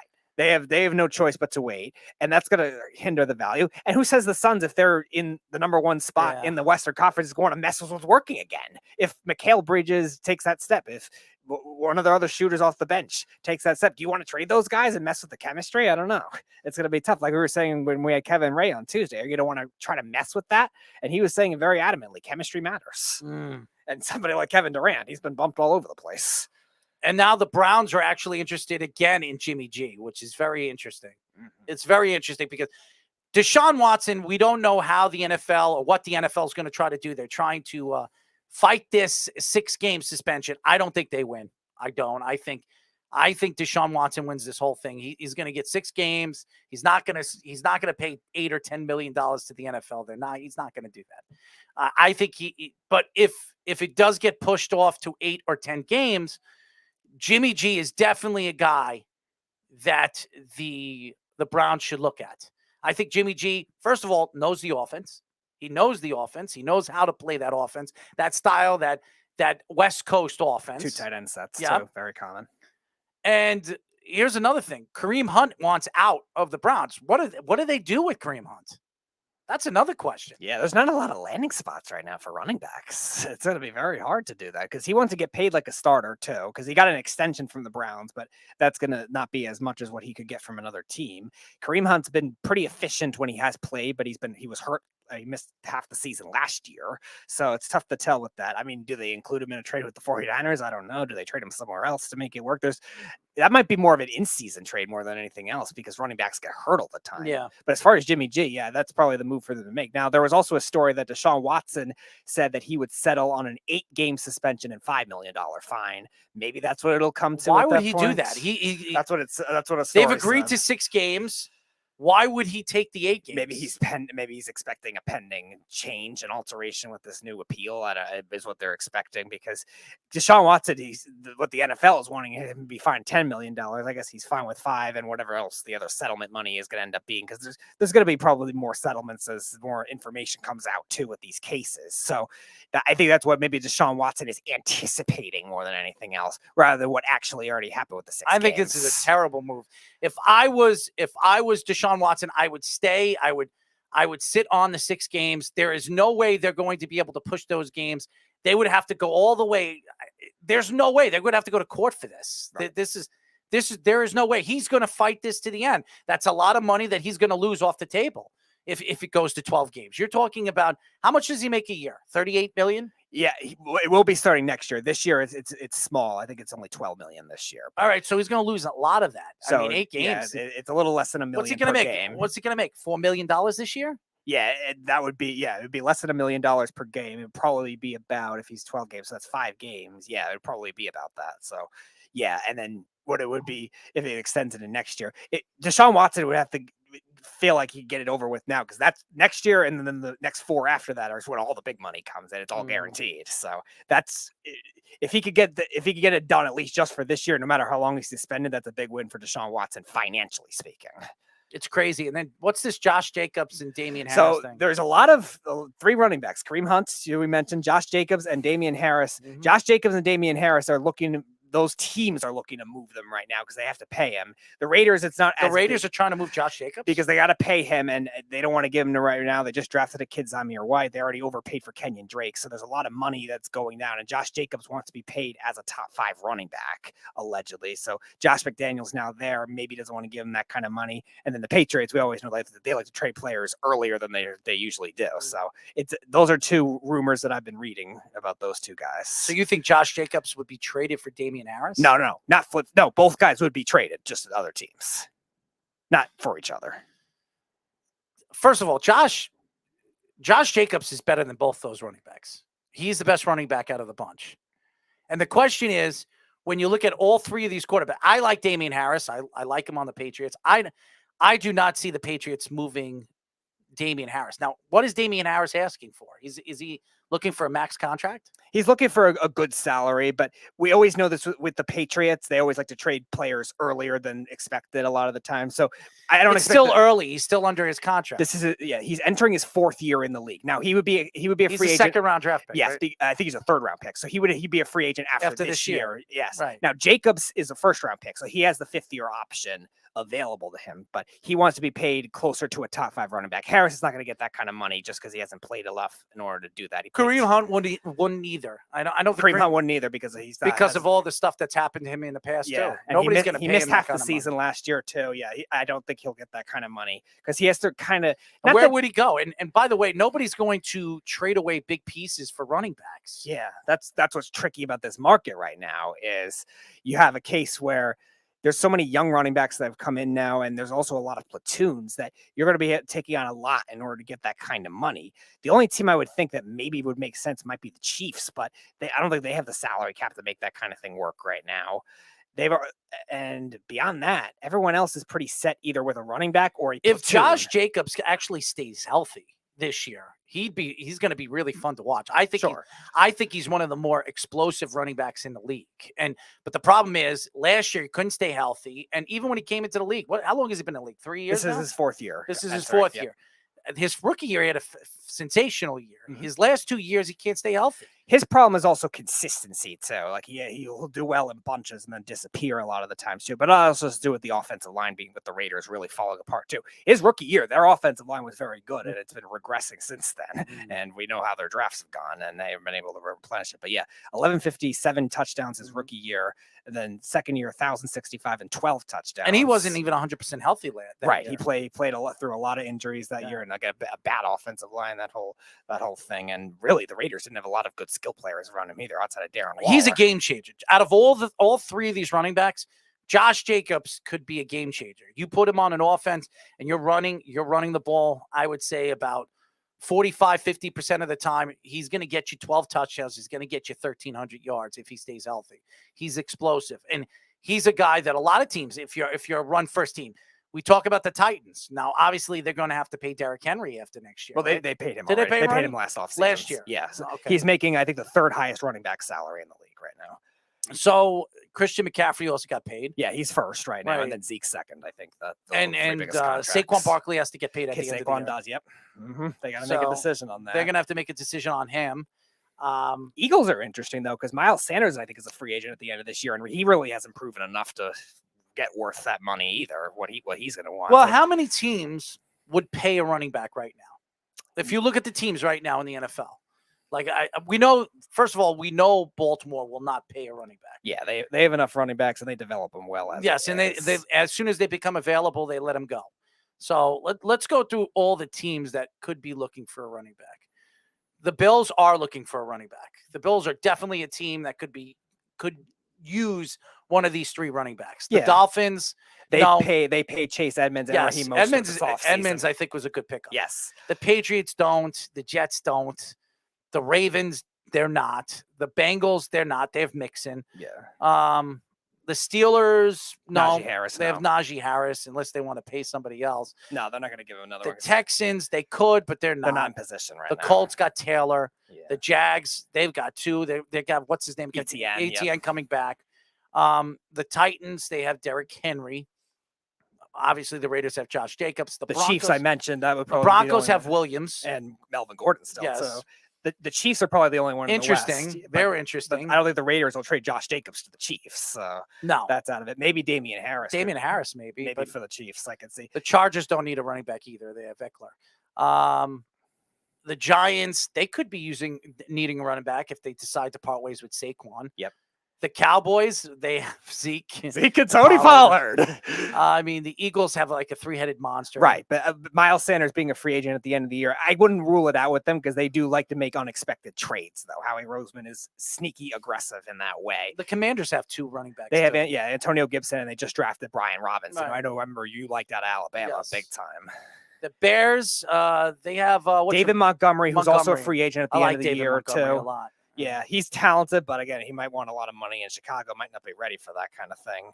Detroit has DeAndre Swift and Jamal Williams, so they won. Vikings have Dalvin Cook, and Packers have Aaron Jones, so they're all out too. I like David Montgomery. Yeah, I do too. I like him a lot, and he will be available next year. He's not going to get top dollar, but he'll make he'll get $3 million a year. I think a team would absolutely pay him, and I think he's a good addition. He's a good second back. He's a power back. You can use him for a lot of different things in the open field. The Falcons.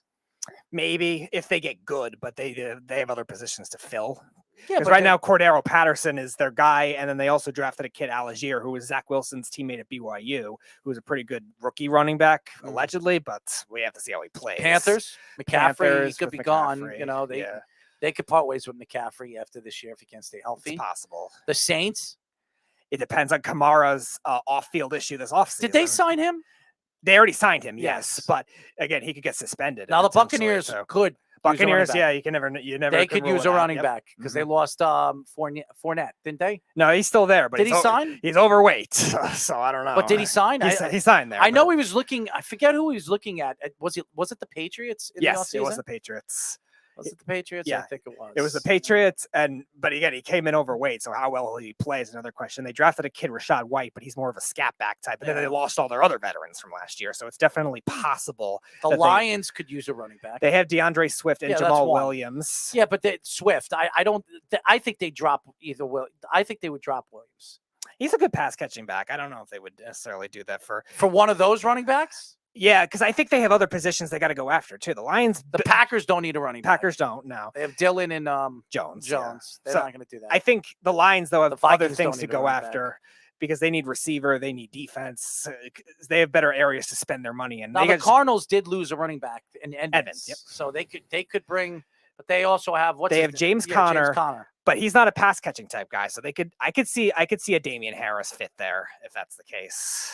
I see more Kareem Hunt. Kareem Hunt? Okay. Yeah, I see more Kareem Hunt over there. Rams, they don't need a running back. They got two of them. Seattle has all kinds of running backs, and the Niners maybe. No, they have too many. They always draft well with running backs, and Seattle could use a running back. They could. Well, they just drafted Kenneth Walker, and they have Carson. Yes. Well, Carson failed the physical, so I think he's gone now. Is he really? Yeah, I heard he's available. I heard something where he might be. He might even think about retiring too, from what I heard. Carson? Yeah, because he's had so many injury issues that. How old is Carson? 26? He is 27, and he's had, I think, 3 different years worth of injuries. Man, he's young, man. Oh, wow. No, it did say Chris Carson officially retiring. Yeah. Oh, wow. So I thought it was just a rumor. Wow. Yeah. Seahawks released running back Chris Carson with failed physical designation, and he had officially retired. Wow. I heard he was thinking about it. Yeah. Neck injury. So yeah, he's actually gone. So it's Kenneth Walker and Rashad Penny there. 27 years old, man. Yeah. What a kid. He's 3 a different kid. years of major injuries. What'll happen. He was very good his rookie year too when He's he a good was on. player, man. Yeah, He was a good player. I mean, they always found running backs. They always did. They even got when they made that move with Buffalo for Marshawn Lynch because he got in trouble smoking weed in his car. Remember that? Yep. I remember that. And he went over there to Seattle, and then Seattle had that year when they beat the Saints in the playoffs. Yeah, well, they had a losing record. Yes. They got into the 4 That seed. run by Marshawn Lynch, if everybody Beastquake. that was where beast mode really was built when he started being called beast mode, was that run that he had against the Saints. And I remember that very, very well. But it's crazy. I don't know where any of these running backs would That's go. what I'm saying. It's a tricky market. It's going to be very difficult. I think a lot of the guys are going to look for be a platoon. Now, that's why I think Damian Harris is probably the most likely to be traded because of that. Well, actually, I shouldn't say that. Kareem Hunt's trying to force his way out. We just said Washington, Carl. I don't think Washington needs any running backs. No, I think Gibson is their starter. I like Gibson a lot. He's a good, shifty, versatile guy. And then they just drafted Brian Robinson, just drafted Jarrett Patterson last year, who played well for them in certain points last year, too. So Gibson's their number one. Yeah. And he looked really good last year in certain points. Mm-hmm. I really liked him. But here's the thing. Gibson's got to stay healthy. Correct. And that's something that Washington has problems with over the years, too. Not just there are a lot of the bad teams over the years. We talk about Washington, the Jets, the Browns, before they got, obviously, they drafted, what's his name again, in the second round, Chubb, and then they got Kareem Hunt. They've always had problems staying healthy over the years. The Lions. The Lions were horrible with running backs. And they couldn't stay healthy. I mean, all the bad teams, if you go up and down all the bad teams over the last 10 to 15 years, a lot of it has a lot to do with health. It's health. Right. Even the Texans. Carl Oh, says the Texans, every star they have is hurt. Yeah. Yeah, but the Texans need everything. But would somebody like Damian Harris or Kareem Hunt or even Josh Jacobs want to go there? No. I mean, I don't think so. No. I wouldn't. If I was any of those three players, I would wait until the offseason. Now, Josh Jacobs will wait until the offseason. I'll have a great year with the Oakland Raiders or whatever, the Las Vegas Raiders. And after the year, if he has that year where there's 1,300 yards, he's going to get his money from the Raiders. The Raiders will pay him. They're not going to let go of a running back that talented. Wasn't Josh Jacobs a first-round draft pick? Yeah, he was the 24th pick. He was actually the pick from the Amari Cooper trade when they traded it to Dallas. Right. So, yeah, I would imagine they would try. It's just a matter of what Josh McDaniels wants to do. Because Kareem Hunt's going to go to like a crappy team. They'll trade him to a crappy team and try to get as much as they can for him. They'll probably get a third-round draft pick for Kareem. Yeah, that sounds right. That's why I'm saying he's going to probably go there in a more of either he'll go to a good team in a platoon role or a crappy team in a starting role. Let's see what He's wants. jealous of Chubb. That's what it is. He's not touching the ball as much. And Kareem is probably pissed off that Chubb is seeing more ball in practices. And he's probably saying that he's seeing less and less of the ball and he wants to see more of it. So maybe Carl's right. Maybe going to the Texans, he's going to see more of the ball. And maybe as a rental. Yeah, possibly. I mean, that makes sense. That makes sense. Carl, to answer your question, you were asking if Josh Jacobs and David Montgomery stat. Jacobs in his career, 732 attempts, 3,087 rushing yards, and 28 touchdowns, 4.2 yards a carry. And David Montgomery, 21 touchdowns, 3.9 yards a carry on 714 carries, 2,808 yards. So Jacobs has probably a slight edge with that, but you're right, it's not by much, and especially how bad Chicago's been. He's not far behind. Jacobs is the better talent player. His problem has just been more consistency and injury with him. Is Speedy jealous of a Chubb? Haha. I don't. I would not be able to tell you that, Carl. Well. It depends on what kind of Chubb you're talking about, Carl. I know Jeff would be interested in a Chubb. As long as it's not Tyler. Big, huge Chubb. As long as it's not Tyler. No, I think Jeff will be interested in any kind of Chubb. He likes it. It doesn't matter what kind it is, and Jeff likes it dark. He likes it white. He likes it all and spicy and whatever it is, That's Jeff's favorite. Stuck says, I wish Kenny had an hour on the network to talk about weed, bongs, vapes, new products, and blends.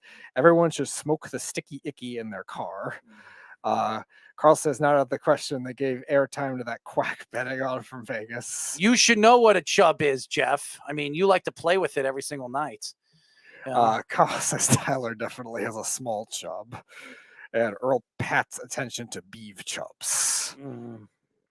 I could care less what he could. You think Jeff thinks it bothers me when he calls me Earl because he thinks he's so smart. But he could say whatever he wants about me. But anytime when Jeff has to look into the mirror, I would be really shocked to even do that. I mean, Jeff probably doesn't have any mirrors in his house because he doesn't want to look at himself. Especially his chub where he can't even see it because of his rolls. Okay, so Jeff says be playing with Earl's micro penis. Yeah, micro. You should know about micro. You can't even see your own with your big fat stomach, man. All 300 pounds of your fat ass. So I could care less what Jeff says. I mean, just remember, Jeff, when you look in the mirror, there's a different outlook when I look in the mirror and you look in the mirror. Okay. When I look in the mirror, I actually have abs. When you look in the mirror, you have absolute rolls. Okay, there's a difference there. And by the way, you can float because you're fat ass, and I don't have to float. So there you go. Stuck says, when I look in the mirror, I see a big. Yeah, you're sexy 260 cupcake. pounds. You sure look it. 260 pounds. That's why you got your rolls are probably covering everything, Jeff. Everything. You could sit there and talk the crap that you are. Why don't you go and hang out with Snug and make some cupcakes and devour them? Because that's what you need. You need food because that's all you do. You eat and you talk crap. That's all he does. He's a troll. Lashing out, yeah. Dude, my thing is far from micro. But you, on the other hand, you are a micro. Anyways, that's it for our show. Thank you to Josh, ladies and gentlemen. He really helped me out. A shout out to Vinny's girlfriend's father that passed away. I feel bad, and Vinny's a good dude. Man. Sending condolences to the family. I feel really, really bad. And I did, when Vinny asked me if I could do that tonight, he appreciated everything, but I for something like that, I know what it's like to lose a father. My father passed away 6 years ago, so I know what it's like. So I feel bad. What else? Thank you to Mr. Decker for joining us. I never got a chance to meet him, but happy that he was a great guest. And listen, I don't care what Jeff says. I don't care what the fans say. That you want to troll, you want to be an ass. That's fine. It doesn't really bother me, but I love picking on Jeff because the one thing I know about Jeff is he's got more rolls than a damn cupcake. Anyways, that's it. We will be back on Tuesday. Listen to the Weekend Crunch on Saturdays at 7 p.m. on 103.9 if you live out here, FM, or go to iHeartRadio.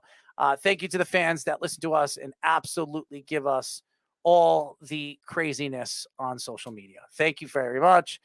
Goodbye. So long. Farewell. Good night. You're listening to the Worldwide Sports Radio Network. This is Mario Andretti. You know me as a race car driver.